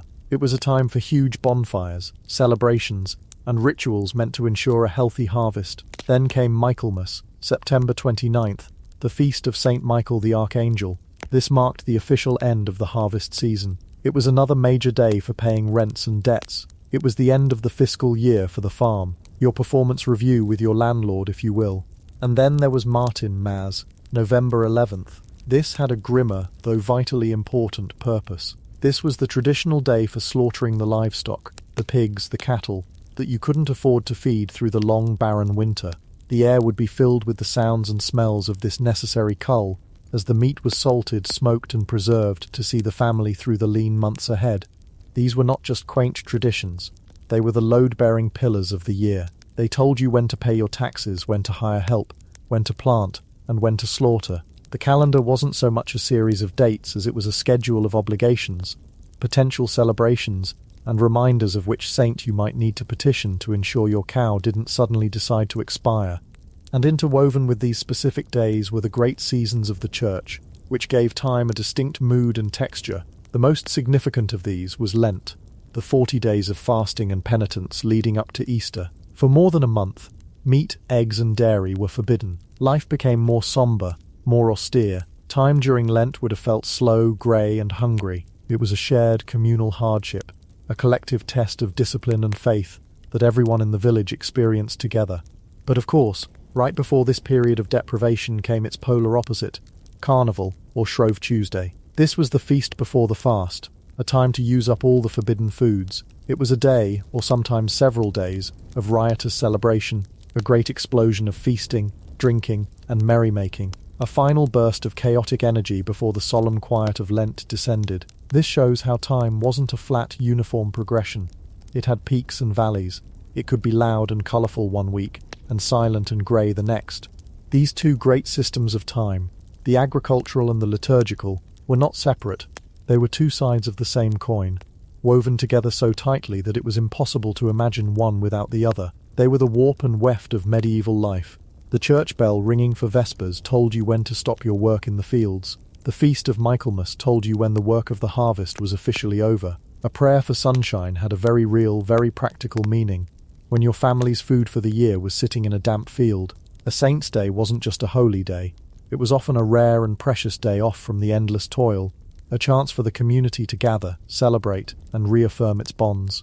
This entire way of experiencing time was, at its core, cyclical. We moderns tend to think of time as a straight line, an arrow shot from the past into the future. Our lives are about progress, about moving forward, about getting to the next thing. Their conception of time was a wheel. The seasons turned, the feast days came and went, and the next year would be much the same as the last. Ploughing, sowing, tending, harvesting, Advent, Christmas, Lent, Easter. The wheel would turn, again and again. There was a profound and deeply ingrained sense that you were part of a cycle much larger than your own individual life, a rhythm that had been going on long before you were born and would continue long after you were gone. It wasn't a worse way of understanding time, it was just a profoundly different one. It was a time that was not abstract, but deeply physical. It was a time rooted in the dirt under your fingernails and the vast, inscrutable heavens above. It was a time you could feel in the weariness of your muscles, a time you could smell on the changing wind, a time you could hear ringing out from the old stone tower in the centre of the village. It wasn't your time to manage or to save. It was a current, a great river, and your life was simply spent learning its tides, navigating its eddies, and allowing yourself to be carried along in its powerful, inexorable, and eternal flow. Chapter 6. Organising Society. Civic, Legal, and Military Time. And so that great river of time which carried the lone farmer through his seasons was not always a silent personal companion. You could indeed hear it ringing out from that old stone tower. That sound was more than just a vague announcement from the heavens. It was the first and perhaps most profound attempt by humanity to pull itself out of that individual stream and get everyone to paddle in the same direction at roughly the same time. It was the sound of society itself, trying to find a shared pulse. Before the tyranny of the ticking clock on your wrist or the glowing digits on your phone, time was a communal experience, broadcast across the rooftops. It wasn't something you owned, it was something you heard. The village, the town, the city.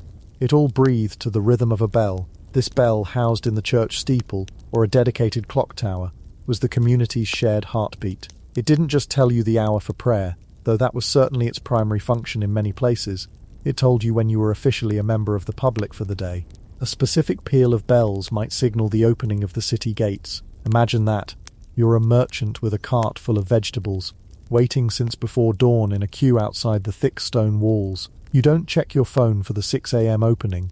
You wait, listening, with hundreds of others, for the clang of bronze that meant the city was open for business. That single sound unlocked the entire economic life of the town for the day. It was the starting gun for commerce. Another sequence of rings later in the day would signal the close of the market, a non-negotiable end to haggling. You couldn't say, just 5 more minutes. The bell had spoken. Time was up. And then, as evening drew in, came the most famous and perhaps most important bell of all, the curfew. The word itself comes from the old French couvre-feu, which literally means cover fire.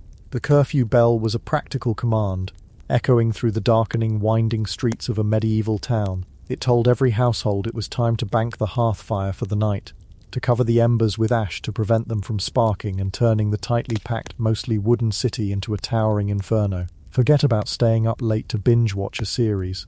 The town itself was telling you to go to bed, for the safety of everyone. It was a collective, enforced bedtime, a sound that settled a blanket of quiet and darkness over the entire community. There were other bells, of course. A frantic, chaotic ringing could mean fire or an attack, a sound designed to jolt you from sleep and send you running with a bucket or a spear. A slow, solemn toll marked the passing of a soul, a public recognition of a private grief. The people of the town learned to read these sounds as easily as we read a text message. It was a language of bronze, a public utility that organized life, commerce and safety, all without a single clock face to be seen. The bell ringer, often a man who lived a solitary life up in the tower, was one of the most important people in the community. He was the master of the public rhythm, the conductor of the civic orchestra. If he overslept, the entire town might run late. But not every town had a grand bell tower, and even if it did, the bell couldn't tell you the latest news or a specific local ordinance. For that, you needed a more mobile, more versatile form of public timekeeping. You needed the town crier. The town crier was your news feed, your clock, and your public service announcement all rolled into one, and he couldn't be muted. You'd hear him coming first, the sharp clang of his handbell cutting through the daily din of cartwheels and shouting vendors. Then his voice, trained to be loud and clear, would bellow out the familiar cry, "Oyez, oyez, oyez." That's "hear ye." For those of you not up on your Norman French, it was the universal signal to shut up and listen. This idea of a human voice structuring the day reached its most sublime and systematic expression in the Islamic world, with the muezzin's call to prayer, the adhan, from a high minaret of a mosque, 5 times a day. A city's soundscape is completely redefined. This wasn't just an announcement. It was, and is, the fundamental rhythm of life. The day is not divided into 24 hours, but into 5 periods, anchored by prayer. The first call, the Fajr, comes before the dawn, when the sky is still a deep, velvety black. It's a haunting, beautiful melody that rises over a sleeping city, not just calling the faithful to prayer, but gently marking the end of the night and the true beginning of the day. The world stirs to this sound. Then comes the Dhu prayer at midday, when the sun has passed its zenith. Business in the souk might pause. Conversations would quiet. It's a moment to retreat from the heat of the day. The ASR prayer follows in the afternoon, a pivot point signifying the day is starting to wane. The Maghrib call happens just after sunset, a swift and beautiful marking of the day's end, often a time for families to gather and break their fast. And finally, the Aisha, the prayer of the night, comes after darkness has fully fallen, a final punctuation mark before the city settles into deep sleep. For centuries, this was the clock for millions. It wasn't a mechanical, detached ticking, but a deeply spiritual and practical framework for life. You planned your meetings for after the ASR prayer. You agreed to meet a friend at the market before the Maghrib call. It synchronized entire civilizations from Spain to Indonesia with a precision that was both deeply human and divinely inspired. The timekeeper here wasn't a set of gears or a swinging pendulum. It was an expert's observation of the sun's journey across the sky, translated into a sound that wove itself into the very fabric of society. This need for shared time, for a common understanding of when to do things, naturally bled into the world of rules and agreements. As society grew more complex, so did its need for legal time, and this is where things get wonderfully, and sometimes frustratingly, vague. Imagine trying to draft a modern legal contract where the deadline for delivery is 3 full moons from this day, or where a loan is due at the start of the next harvest. This was the reality. Early legal systems ran on what we might politely call approximate time. It was based on shared, observable, natural events. A day for legal purposes was often defined as from sunrise to sunset. This seems simple enough, until you realize that a legal day of labor in June was brutally long, while a day in December was a comparative holiday. There was no concept of an 8-hour day, only a sunlit one. Your work contract was in effect with a celestial body. Courts would convene at sunrise. Witnesses had to be found and brought to testify before sunset. Everything was a race against the daylight. This reliance on natural markers meant that everyone involved had to agree on what they meant. What constitutes sunrise? Is it the first glimmer of light, or when the sun's disk clears the horizon? These were not philosophical questions. They were practical legal arguments that could win or lose a case. The system worked because it had to. It relied on a communal understanding, on the sworn testimony of witnesses, and on a degree of flexibility that would give a modern lawyer a nervous breakdown. You couldn't exactly timestamp a document. Instead, you would date it with incredible specificity, but of a different kind. A legal charter might be signed. On the 3rd Sunday after Easter, in the 7th year of the reign of King Henry. To know when that was, you needed a calendar, a list of kings, and a priest who knew when Easter was that year. It was a timekeeping puzzle, and lawyers and scribes were the ones who knew how to solve it. But sometimes, approximation wasn't good enough, especially when it came to one of the most precious commodities in the legal and political world, speaking time. In the bustling law courts of ancient Athens, for instance, you couldn't just let a charismatic speaker drone on forever, charming the jury with endless rhetoric. That wasn't fair. You needed a way to ensure both sides got an equal chance to speak. You needed a timer, and for that, they turned to the quiet, implacable, and utterly fair technology of the water clock, the clepsydra. A clepsydra, in its simplest form, was just a ceramic vessel with a small hole near the bottom. You filled it with a set amount of water, and as the water steadily dripped out, time passed. When the water was gone, your time was up. It was the shot clock of the ancient world. Picture the scene. A lawyer stands before the jury, making his passionate case. Next to him, a court official stands by the clepsydra. The lawyer speaks, his eyes flicking occasionally to the water level dropping in the pot. He knows he has a finite resource, not just of arguments, but of literal, liquid time. As the water level sinks, does he speed up his delivery? Does he get to the point? The tension in the room is not just about guilt or innocence, but about that slowly, silently emptying pot. It was a brilliant and simple way to enforce fairness. The water showed no favoritism. It dripped for the rich and the poor, the powerful and the meek, at the exact same unyielding pace. They had different-sized water clocks for different types of cases. A major public trial might merit the largest vessel, giving each side ample time to make their case. A minor commercial dispute might only get the small pot. Sometimes, if a witness was being presented, or a law was being read aloud, the official would plug the hole, literally stopping the clock so that it didn't count against the speaker's time. It was a system of remarkable procedural sophistication, all governed by the most basic principle of gravity acting on water. The silent drip, drip, drip of the clepsydra was the sound of justice being meted out, one drop at a time. This need for precision, for order, for ensuring that everyone did the right thing at the right time, found its ultimate expression, not in the courtroom, but on the battlefield. Of all human endeavors, warfare is perhaps the one most desperately in need of good timekeeping. If one flank of your army attacks too early, or a relief column arrives too late, the result is not a lost legal case, but a massacre. Military time had to be stricter, more disciplined, and more clearly communicated than any other. The masters of this were, without question, the Romans. A Roman legion was a marvel of terrifying organization, a well-oiled machine for conquest, and the oil that kept its gears turning was a rigid, uncompromising schedule. A legionary's life was governed not by the sun, but by the sound of brass. Trumpets and horns, the tuba, the cornu, the bucina, were the legion's clock. A specific blast from a horn would wake the entire camp from sleep in the pre-dawn darkness. Another would signal the morning meal. Another would call them to assemble for the day's orders. A different call would mean take down the tents and prepare to march. Another, begin the march. On the battlefield, these calls were even more critical.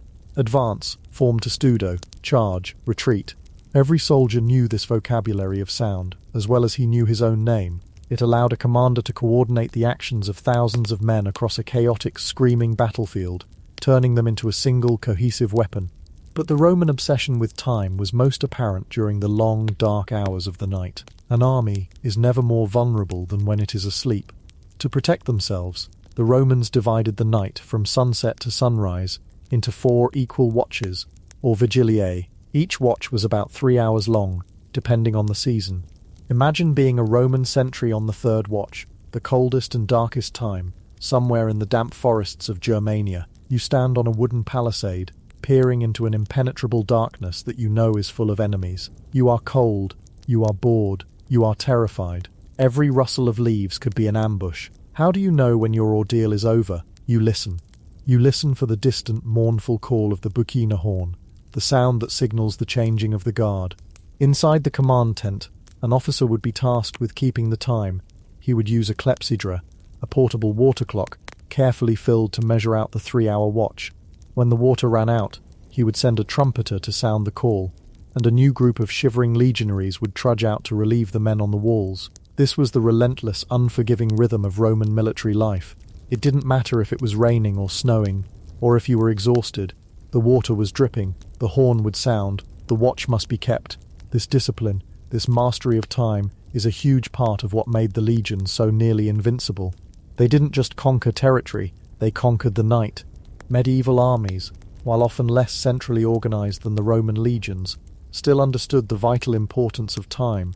For a century walking the battlements of a castle under siege, the world was also divided into watches. Time was measured by the bells of a nearby monastery, or by the slow, predictable arc of the moon and stars across the sky. An experienced sergeant would know, just by the position of Orion or the plough, that it was time to change the guard.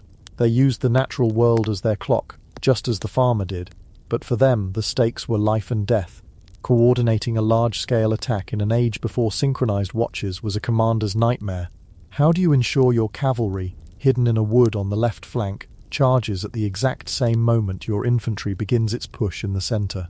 It required simple, clear, and often precarious plans. The signal might be a specific sequence of trumpet blasts. It might be the unfurling of the king's personal banner on a hilltop. It might be something as rustic as begin the attack upon the third crowing of the cock at dawn. You can imagine the tension of 1,000 knights, sitting silently on their horses in the morning mist, just listening, waiting for a rooster to decide their fate. So much could go wrong. A gust of wind could obscure the banner, the noise of a skirmish could drown out the trumpet, the roosters might decide not to cooperate. The fog of war, that famous term for the confusion of battle, was made infinitely thicker by the fog of time. From the tolling of the civic bell that awoke a town, to the silent drip of the water clock that allotted a lawyer his speaking time, to the stark trumpet blast that sent a legion into battle, these were all efforts to solve the same fundamental problem. The natural, flowing, personal time of the lone individual had to be tamed. It had to be organized, divided, and broadcast, so that society could function, to build cities, to create legal systems, to wage war. Humanity had to agree on what time it was. These early systems, cobbled together from bells, voices, water, and stars, were the first great attempts to create a shared rhythm, to get everyone, for a moment at least, onto the same page, listening for the same sound, in the vast, quiet, clockless world. Chapter 7. The Idea of Time. From eternal cycles to the arrow of history. Flowing, personal time of the lone individual had to be tamed. It had to be organized, divided, and broadcast so that society could function, to build cities, to create legal systems, to wage war. Humanity had to agree on what time it was. These early systems, cobbled together from bells, voices, water, and stars, were the first great attempts to create a shared rhythm, to get everyone, for a moment at least, onto the same page, listening for the same sound, in the vast, quiet, clockless world.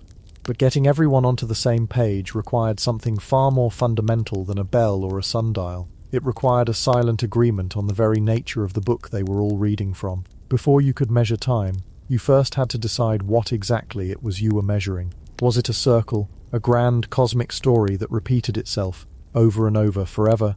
Or was it a straight line, an arrow shot from a divine bow, with a definite beginning, a purposeful middle, and a final, unchangeable end?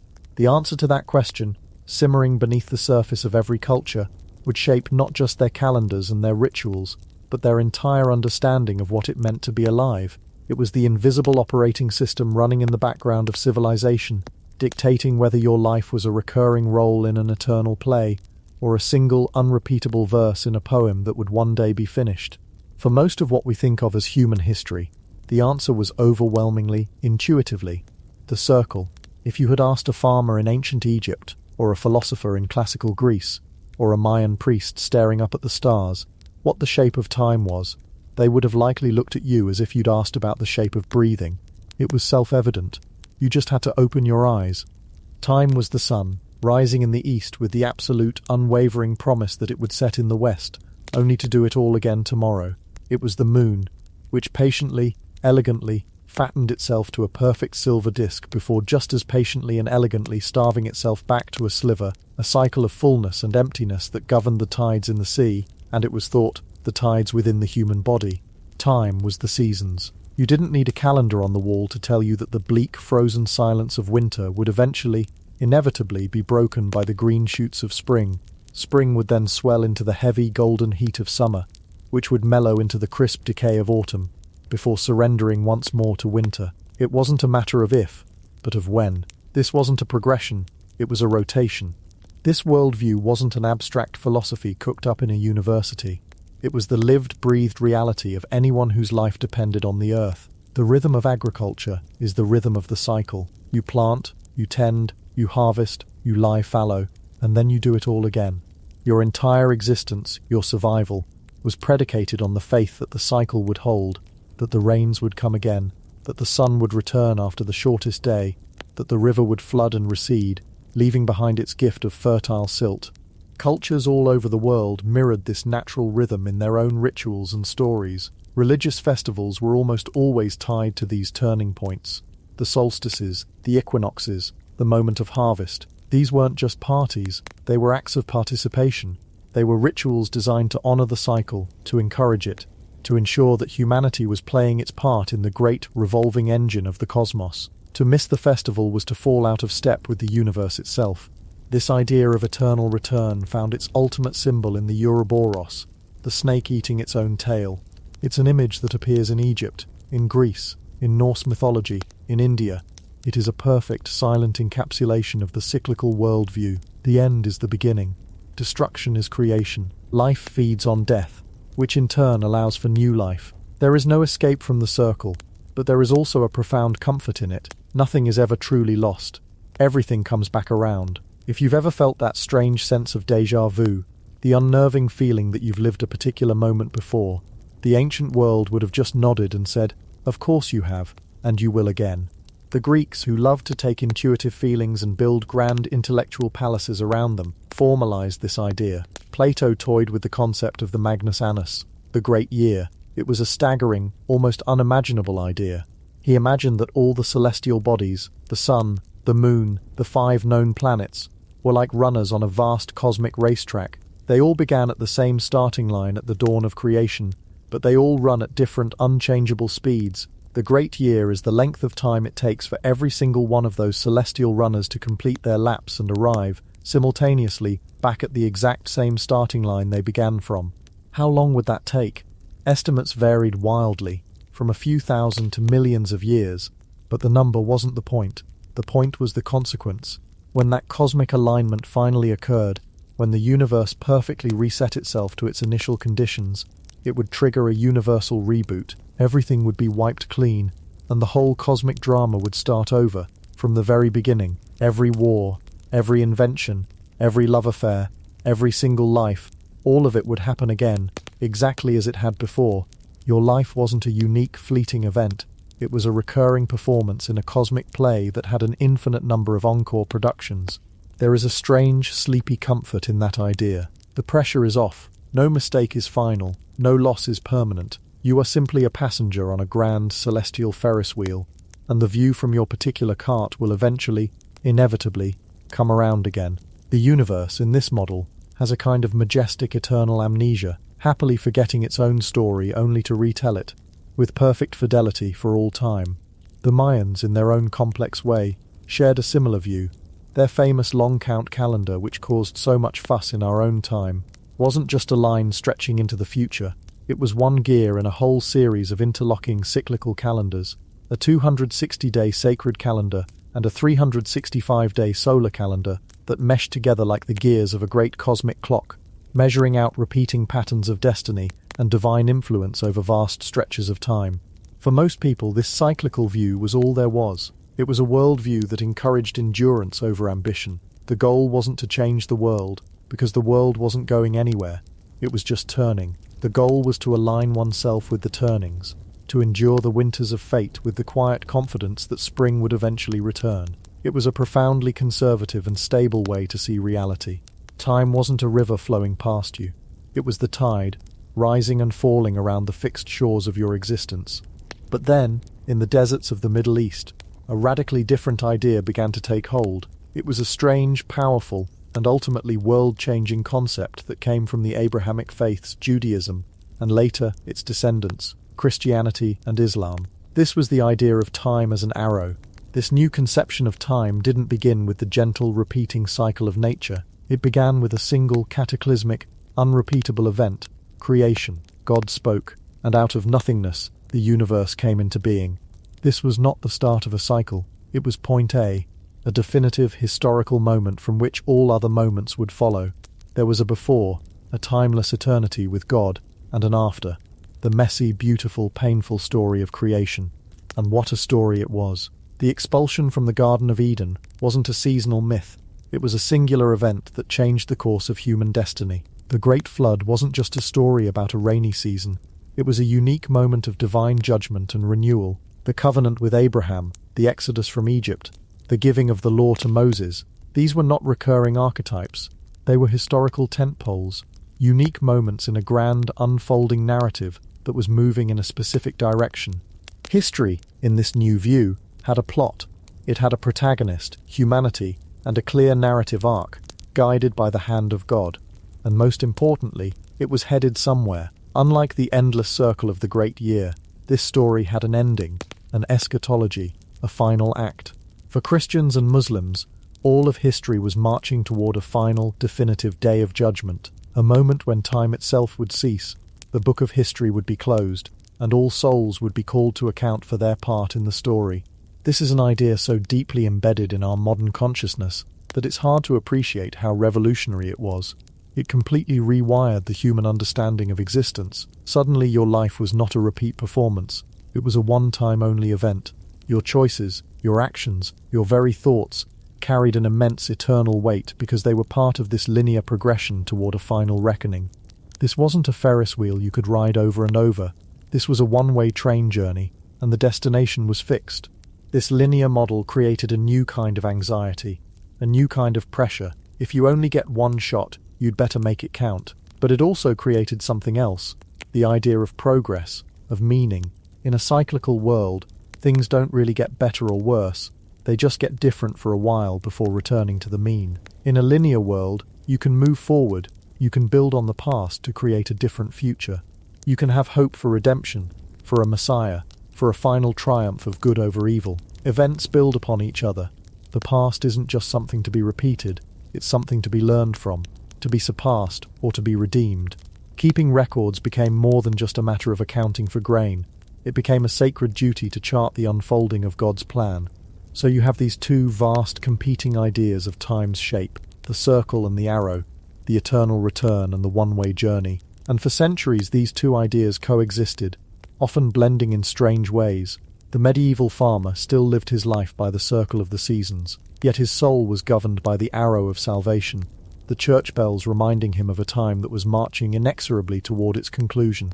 He lived in two temporal worlds at once, the cyclical time of the body and the earth, and the linear time of the soul and of God. But even within these grand cosmic frameworks, the most restless minds were wrestling with a much more intimate and perhaps more difficult question. Forget the shape of all history for a moment. What is time right now? What is this elusive, flowing substance that we feel passing, second by second?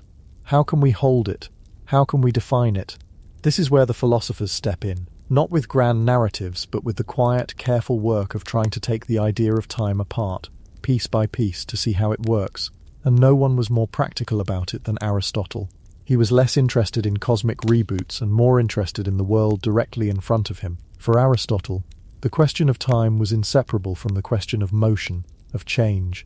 Imagine, he might say, you are in a room where absolutely nothing is happening. Nothing moves, not a speck of dust, not a flicker of light. Your own thoughts are perfectly still. In such a universe, he argued, time itself would cease to exist, because for Aristotle, time is not some invisible river flowing on its own. Time, he famously defined, is a measure of motion with respect to before and after. It sounds complicated, but it's beautifully simple. You only know time is passing because things are changing. You watch a candle burn down. The time that has passed is your mind's way of numbering the change, of measuring the movement of the flame consuming the wax. You watch a shadow from a sundial creep across the stone. Time is the measurement of that shadow's journey. If there is no movement, no change, there is nothing to measure, and therefore no time. This was a profound shift. It took time out of the realm of pure mystery and grounded it in the observable, physical world. It suggested that time is something we perceive, not something that exists independently of the universe's activity.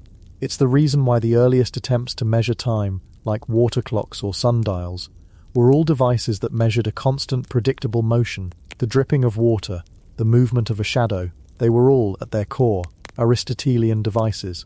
They were creating a simple, visible motion that could be used as a ruler. against which all other, more chaotic motions, like the length of a meeting or the boiling of an egg, could be measured. Aristotle gave us a beautifully practical, almost engineering-based definition of time. It's the ticking of the universal clockwork. It's something out there, in the world, tied to the physics of motion. It is logical, sensible, and deeply useful. But hundreds of years later, in the crumbling Roman Empire, a Christian bishop in North Africa, named Augustine of Hippo, would read Aristotle and find his elegant definition completely, utterly unsatisfying. Augustine wasn't interested in measuring the movement of shadows on a wall. He was interested in measuring the movements of the human soul, and when he tried to grasp the nature of time from the inside, from the perspective of his own consciousness, the whole logical, sensible structure fell apart into a beautiful, paradoxical mess. In his famous book, Confessions, Augustine conducts one of the most remarkable and relatable explorations of a philosophical problem ever written. He circles the question of time like a nervous animal, prodding it from different angles, admitting his own confusion with a humility that is deeply comforting. He begins with a now immortal line, "What then is time? If no one asks me, I know. If I wish to explain it to one who asks, I know not." It's a feeling we all recognize. Time feels obvious until the moment you try to pin it down. And that is exactly what Augustine does. He decides to perform a simple thought experiment. We talk about time as having three parts. He says, the past, the present, and the future. This seems straightforward enough, but let's look closer. Let's start with the future. Where is it? Well, it hasn't happened yet. By definition, it does not exist.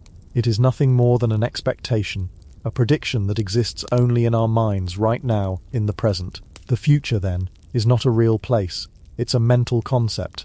Okay, so what about the past? Where has it gone? It is over. It has ceased to be. Its events are no longer happening. The only place the past continues to exist is in our memory, which again is something that we hold in our minds right now, in the present. So the past too is not a real place you can visit. It is a story we tell ourselves. This leaves only the present.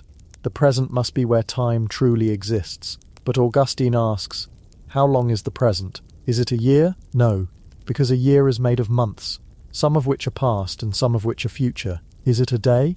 No, a day is made of hours, some of which are past, some future. Is it an hour? A minute? A single second? Even a second can be divided. The moment you try to isolate the present, that infinitesimally small knife edge of now, it has already slipped away and become the past. The now has no duration. It is a point with no length, perpetually vanishing. So Augustine is left with a breathtaking paradox. The future does not yet exist. The past no longer exists. And the present, the only thing that seems real, has no duration in which to exist. By this logic, time itself should not exist at all. And yet, we feel it. We measure it. His answer is a complete revolution. He concludes that time is not something external, not a property of the moving planets or dripping water. Time is a property of the mind itself. It is a stretching out or a distension of the soul. There are not three times past, present, and future. There is only one time, the present, which takes three forms in our consciousness. There is, he says, the present of things past, which is our memory. There is the present of things present, which is our direct perception. And there is the present of things future, which is our expectation. When we measure a long time, we are not measuring something out in the world. We are measuring the impression it leaves on our own mind. When you recite a poem you know by heart, you hold the expectation of the future verses and the memory of the past verses all together in your mind, in the present moment. That is time. It is a psychological phenomenon. It is woven into the very fabric of our consciousness. This is such a quiet, introspective, and profoundly sleepy idea. It dissolves the rigid external clock time we've become so accustomed to. It suggests that time is not a tyrant marching forward outside of us, but a soft, malleable, internal landscape. It is the music of our own memory and expectation, a rhythm that exists only within the silent theatre of the self. And so the people of the pre-clock world lived amidst these powerful, invisible currents of thought. The very air they breathed was thick with these assumptions about the nature of reality. A farmer, gazing at the full moon, felt the deep, comforting pull of the eternal cycle, the promise that all things would return. A monk, in his cold stone cell, listening to the monastery bell, felt the pull of the arrow, the solemn march of history toward a final divine purpose. and a scholar, alone with his thoughts, might have felt the profound Augustinian mystery that this grand cosmic drama, whether circle or arrow, was ultimately playing out on the small flickering stage of his own mind. The tools they used to tell time were never just tools.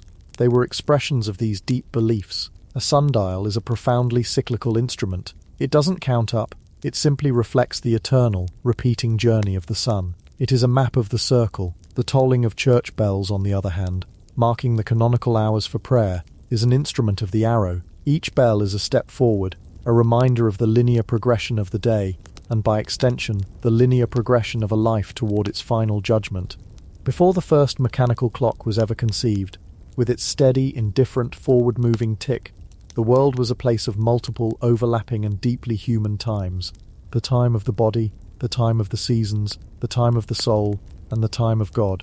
The quest to measure time was never just about coordinating markets or armies. It was, and always has been, a search for our own place within the grand, silent and mysterious structure of existence itself. It was an attempt to understand the rhythm of the cosmos, and in doing so to understand the rhythm of our own fleeting lives. Chapter 8. On the Cusp of a Revolution. The Pressure for Precision. And so, to understand the rhythm of our own fleeting lives, we look to the rhythms we create. We search for a pulse in the chaos, a pattern in the grand, silent turning of the world. For most of human history, that pulse was found in the sun, in the moon, in the slow greening and browning of the earth. But as the first millennium turned into the second, a new and profoundly different rhythm began to be sought. A rhythm that was not of nature, but of pure, abstract, unbending order. The quest for this new rhythm would not begin in the bustling marketplace, nor in the gleaming courts of kings, nor even in the quiet studies of early scientists.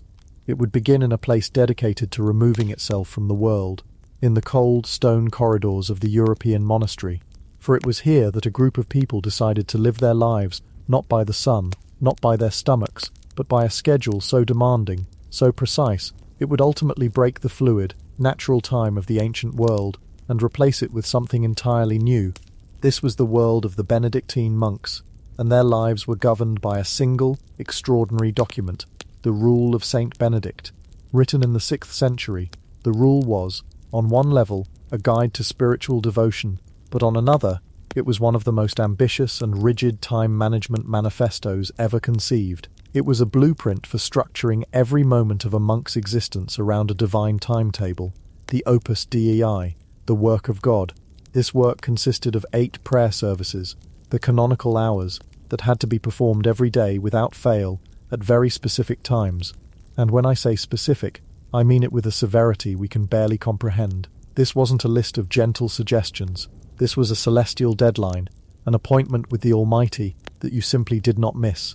The day began in what we would consider the middle of the night. The first service, known as vigils or matins, was to be held, as the rule stipulated, at the 8th hour of the night. Now that sounds simple enough, but remember their hours were seasonal. In the depths of winter with its long nights, the 8th hour might fall around 2 o'clock in the morning, 2 a.m., an hour when the cold had settled deep into the very stones of the chapel, when the wind howled around the abbey with a particular mournful hunger, and the only warmth was the memory of a distant fire and the huddled bodies of your brothers. At this hour, a bell had to ring, rousing every single monk from his straw pallet. There was no snooze button. There was no 5 more minutes. To oversleep was not an inconvenience. It was a spiritual failing, a stain on the soul. And that was just the beginning. After matins came lauds, held at the first glint of dawn. Then came prime at the first hour of daylight, followed by terci at the 3rd hour, sext at the 6th hour, high noon, and none at the 9th hour. As the day waned, vespers was celebrated as the evening light began to fail, and finally, just before the monks retired to their cold dormitories, Compline, the final prayer, was held after nightfall, 7 times a day, and once in the dead of night, the community had to drop everything, their work in the fields, their copying of manuscripts, their baking of bread, and assemble for prayer. The entire monastery, the entire rhythm of life, was built around these 8 unmovable points in time. Now, you can immediately see the problem. This is a schedule that demands a level of precision that the ancient world's timekeeping tools were spectacularly ill-equipped to provide. Let's consider the options available to the poor monk tasked with being the community's timekeeper, the custos horologi. His was a job with absolutely zero margin for error and eternal consequences. He might, on a clear day, rely on a sundial, and for the daytime hours prime terse ex none. It might work, more or less. He could watch the Gnomon's shadow creep across the marked lines on the stone.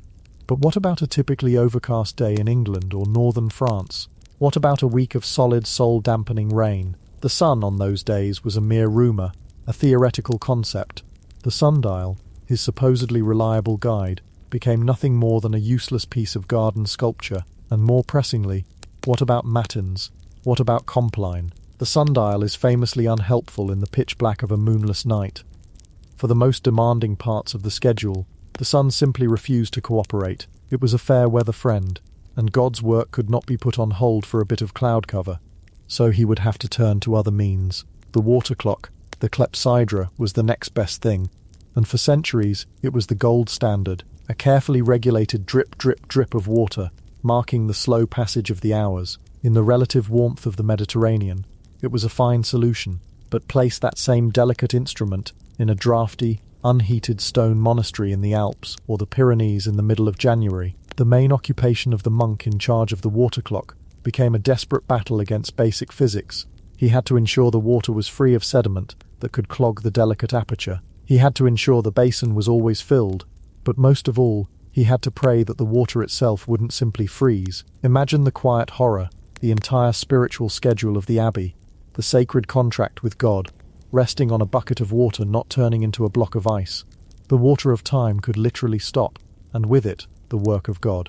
It was a fragile, high-maintenance and frankly temperamental device. There were other, cruder options. The candle clock was a popular backup, a candle marked with lines, each representing an hour. As the wax burned down, it passed the lines, giving a rough estimate of the time. But rough was the operative word. Was the wax this week of the same quality as last week's? Was it burning at the same rate? What about a sudden draft from a poorly sealed window? A little gust of wind could literally fast-forward you through half an hour, potentially making the entire monastery late for their 2 a.m. appointment with the Lord. The anxiety for the monk on watch must have been immense.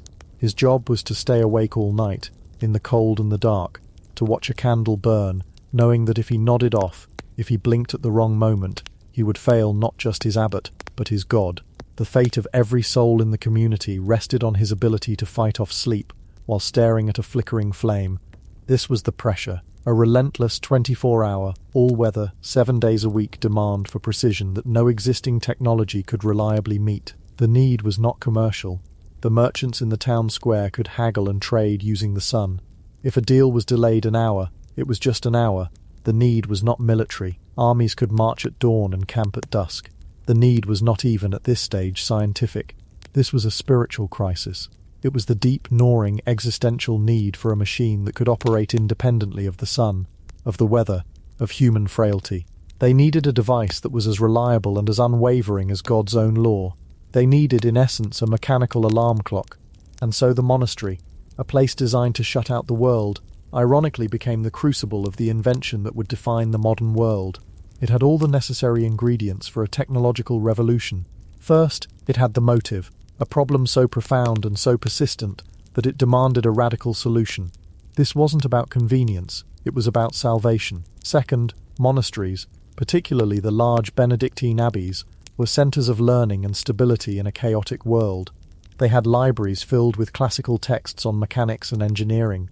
They had skilled craftsmen, blacksmiths, carpenters, metalworkers among their lay brothers, and crucially, they had the resources and the time to engage in long-term research and development. An abbot could fund a project that might take years, or even decades, to bear fruit, driven not by a desire for profit, but by a desire to better serve God. For centuries, no doubt, monks and artisans tinkered. They tried to improve the water clocks, perhaps by mixing the water with something to lower its freezing point. They tried to build more reliable candle clocks, but all of these were variations on a theme. They were all based on a continuous flowing process, a steady drip of water, a steady burning of wax. The true breakthrough, the leap of genius, would be to abandon the idea of flow altogether. The solution was not to measure a continuous process, but to create a machine that could chop time itself into tiny, discrete, identical, and countable pieces. Sometime in the late 13th century, probably in a monastic workshop in either England or northern Italy, an unknown genius, a man whose name is lost to history, had the critical insight. We don't know who he was, but we know what he created. He invented the escapement, and with that single, deceptively simple mechanism, he broke open the world. To understand the beauty of this invention, you have to think about the fundamental problem of building a clock. You need two things. You need a power source, and you need a regulator, something to control the release of that power. The power source was the easy part, gravity. It's free, it's everywhere, and it's unfailingly consistent. You just hang a heavy stone or a lump of iron from a rope, and you wrap that rope around a drum or a barrel. As the weight falls, it turns the barrel. Simple. But that's also the problem. Left to its own devices, the weight would just plummet to the ground. The barrel would spin uncontrollably for a second, and that would be that.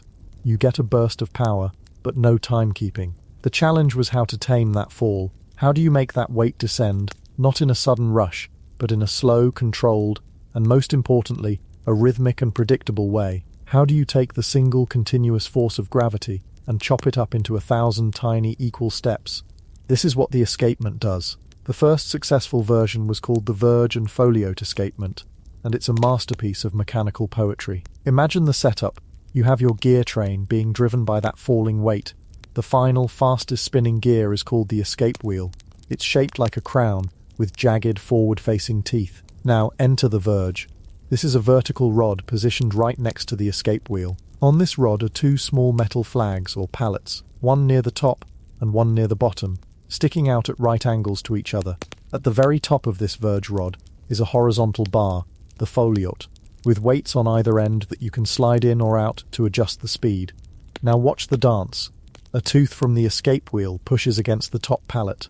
This push gives the whole verge and foliote assembly a little kick, causing it to turn, but as it turns, the bottom pallet swings into the path of a tooth on the opposite side of the escape wheel, catching it and stopping the gear train dead in its tracks. For a brief moment, everything is still, but the foliote bar, with its weights, has momentum. It continues to swing a little further before the tension makes it swing back in the opposite direction. As it swings back, it pulls the bottom pallet free of the tooth it was holding. The gear train is now free again. It lurches forward, but only for an instant, because now the top pallet has swung back into the path of a tooth on the first side, catching it and stopping the whole thing once more. That's it. That is the entire, beautiful, world-changing mechanism. A constant game of stop and go, of catch and release. A push, a swing, a stop, a swing back, a release, another push, another swing, another stop. It's a mechanical heartbeat. And each time a pallet catches a tooth, it makes a sound. Tick, and each time it releases, and the other pallet catches, it makes another sound. Tock. Tick, tock, tick, tock. This was the sound of tamed gravity. It was the sound of a continuous force being dissected into a series of discrete, identical moments. For the first time in human history, we had a machine that didn't just approximate the flow of time, but created its own rhythm, an artificial pulse that was independent of the sun, the stars, the seasons, the weather, and even the quality of the wax. The first of these new machines were not what we would recognize as clocks. They were enormous, room-sized contraptions made of wrought iron, housed in the bell towers of cathedrals and large abbeys. They often had no face, no hands, no dial to look at. Their sole purpose was to be the tireless, infallible custos horologi that the monks had dreamed of for centuries. They were, in effect, giant, rugged, all-weather alarm systems. Their job was to trip a lever at the appointed hour, which would release a series of ropes and hammers to ring the monastery bells, calling the monks to prayer. Whether it was the blinding light of noon or the freezing dark of 2 a.m., whether the sun shone or a blizzard raged, the bell would ring, matins would be observed, the work of God would be done, on time, every time. The problem had been solved. But in solving it, these anonymous monastic engineers had unwittingly uncaged a force that would escape the monastery walls and completely remake the world. Because once you have a machine that can chop time into equal abstract units, people start thinking about time in a new way. Before the mechanical clock, time was an experience. It was rooted in the tangible world. An hour was not a fixed quantity. It was a temporal hour, 1/12 of the period from sunrise to sunset. This meant that a summer hour in a northern city like London could be nearly twice as long as a winter hour. Time stretched and shrank with the seasons, just as life did. Time was also tied to tasks. There was the time it took to say a prayer, a pater noster, the time it took to walk a mile, the time it took for a field to be ploughed. Time was local, it was variable, it was organic, it was something you lived in, like the air you breathed. The clock changed all of that. The clock introduced the equinoctial hour, an hour that was exactly the same length every day of the year, day or night, in summer or winter. It was a unit of time completely divorced from the natural world. It was abstract, universal, and relentless. Time ceased to be an experience and became a measurement. It was no longer the river we floated on. It became a grid, a ruler, that we used to measure our lives. Soon, these clocks, which had begun as faceless bell ringers, were given dials and hands. They moved from the bell tower into the town square. Merchants began to regulate their business by the town clock. Lawyers began to charge for their time by the hour. Workers' shifts began to be measured, not from dawn to dusk, but from 6 to 6. The tick-tock of the escapement became the soundtrack of a new, rationalized world. This subtle, almost imperceptible shift in the conception of time was perhaps the most profound revolution in human thought. It was a quiet rebellion against the tyranny of nature's rhythms. Humanity had created its own time, a time that was uniform, mathematical, and predictable. And once you begin to see time as a predictable, mechanical process, it's a very short leap to seeing the entire universe in the same way. The intricate gears of the clock became the dominant metaphor for the cosmos itself. Theologians and philosophers began to speak of God not as a shepherd or a king, but as the divine clockmaker, a master artisan who had created the universe as a vast, perfect, intricate machine, wound it up, and set it ticking according to immutable mathematical laws. This was the intellectual bedrock of the scientific revolution. When Isaac Newton formulated his laws of motion and universal gravitation, he was describing a clockwork cosmos, a universe that operated with the same mathematical predictability as the great clocks in the cathedral towers. The leap from the verge and foliot escapement to the laws of celestial mechanics is a direct and traceable line of thought. By learning to tame gravity in a machine of iron gears, we gained the confidence and the conceptual tools to believe we could understand the laws that governed the silent turning of the planets themselves. And so, as you lie here now, perhaps listening to the gentle hum of some modern appliance, or the faint, distant sound of a passing car, consider the quiet tick of a clock. That sound, so common, so mundane to our ears, was once the most radical and disruptive sound in the world. It was the sound of a final, decisive break from the ancient, cyclical world of natural time. It was the sound of a new reality being forged, a reality of schedules, of deadlines, of productivity, of hours and minutes and seconds, all parcelled out in equal, emotionless, unforgiving units. All of it, this entire modern world of synchronized abstract time, was born out of one simple, desperate need, the need of a devout monk to ensure he and his brothers would wake up in the freezing darkness to say their prayers. They reached for a tool to better serve God, and in the process they handed humanity the power to remake the world in the image of a machine. They sought to impose a divine rhythm on their own small lives, and ended up creating the beat to which the entire modern world would march. A world where time is no longer a gentle river, but a relentless ticking clock, measuring out our own fleeting lives, one precise mechanical and unyielding second at a time.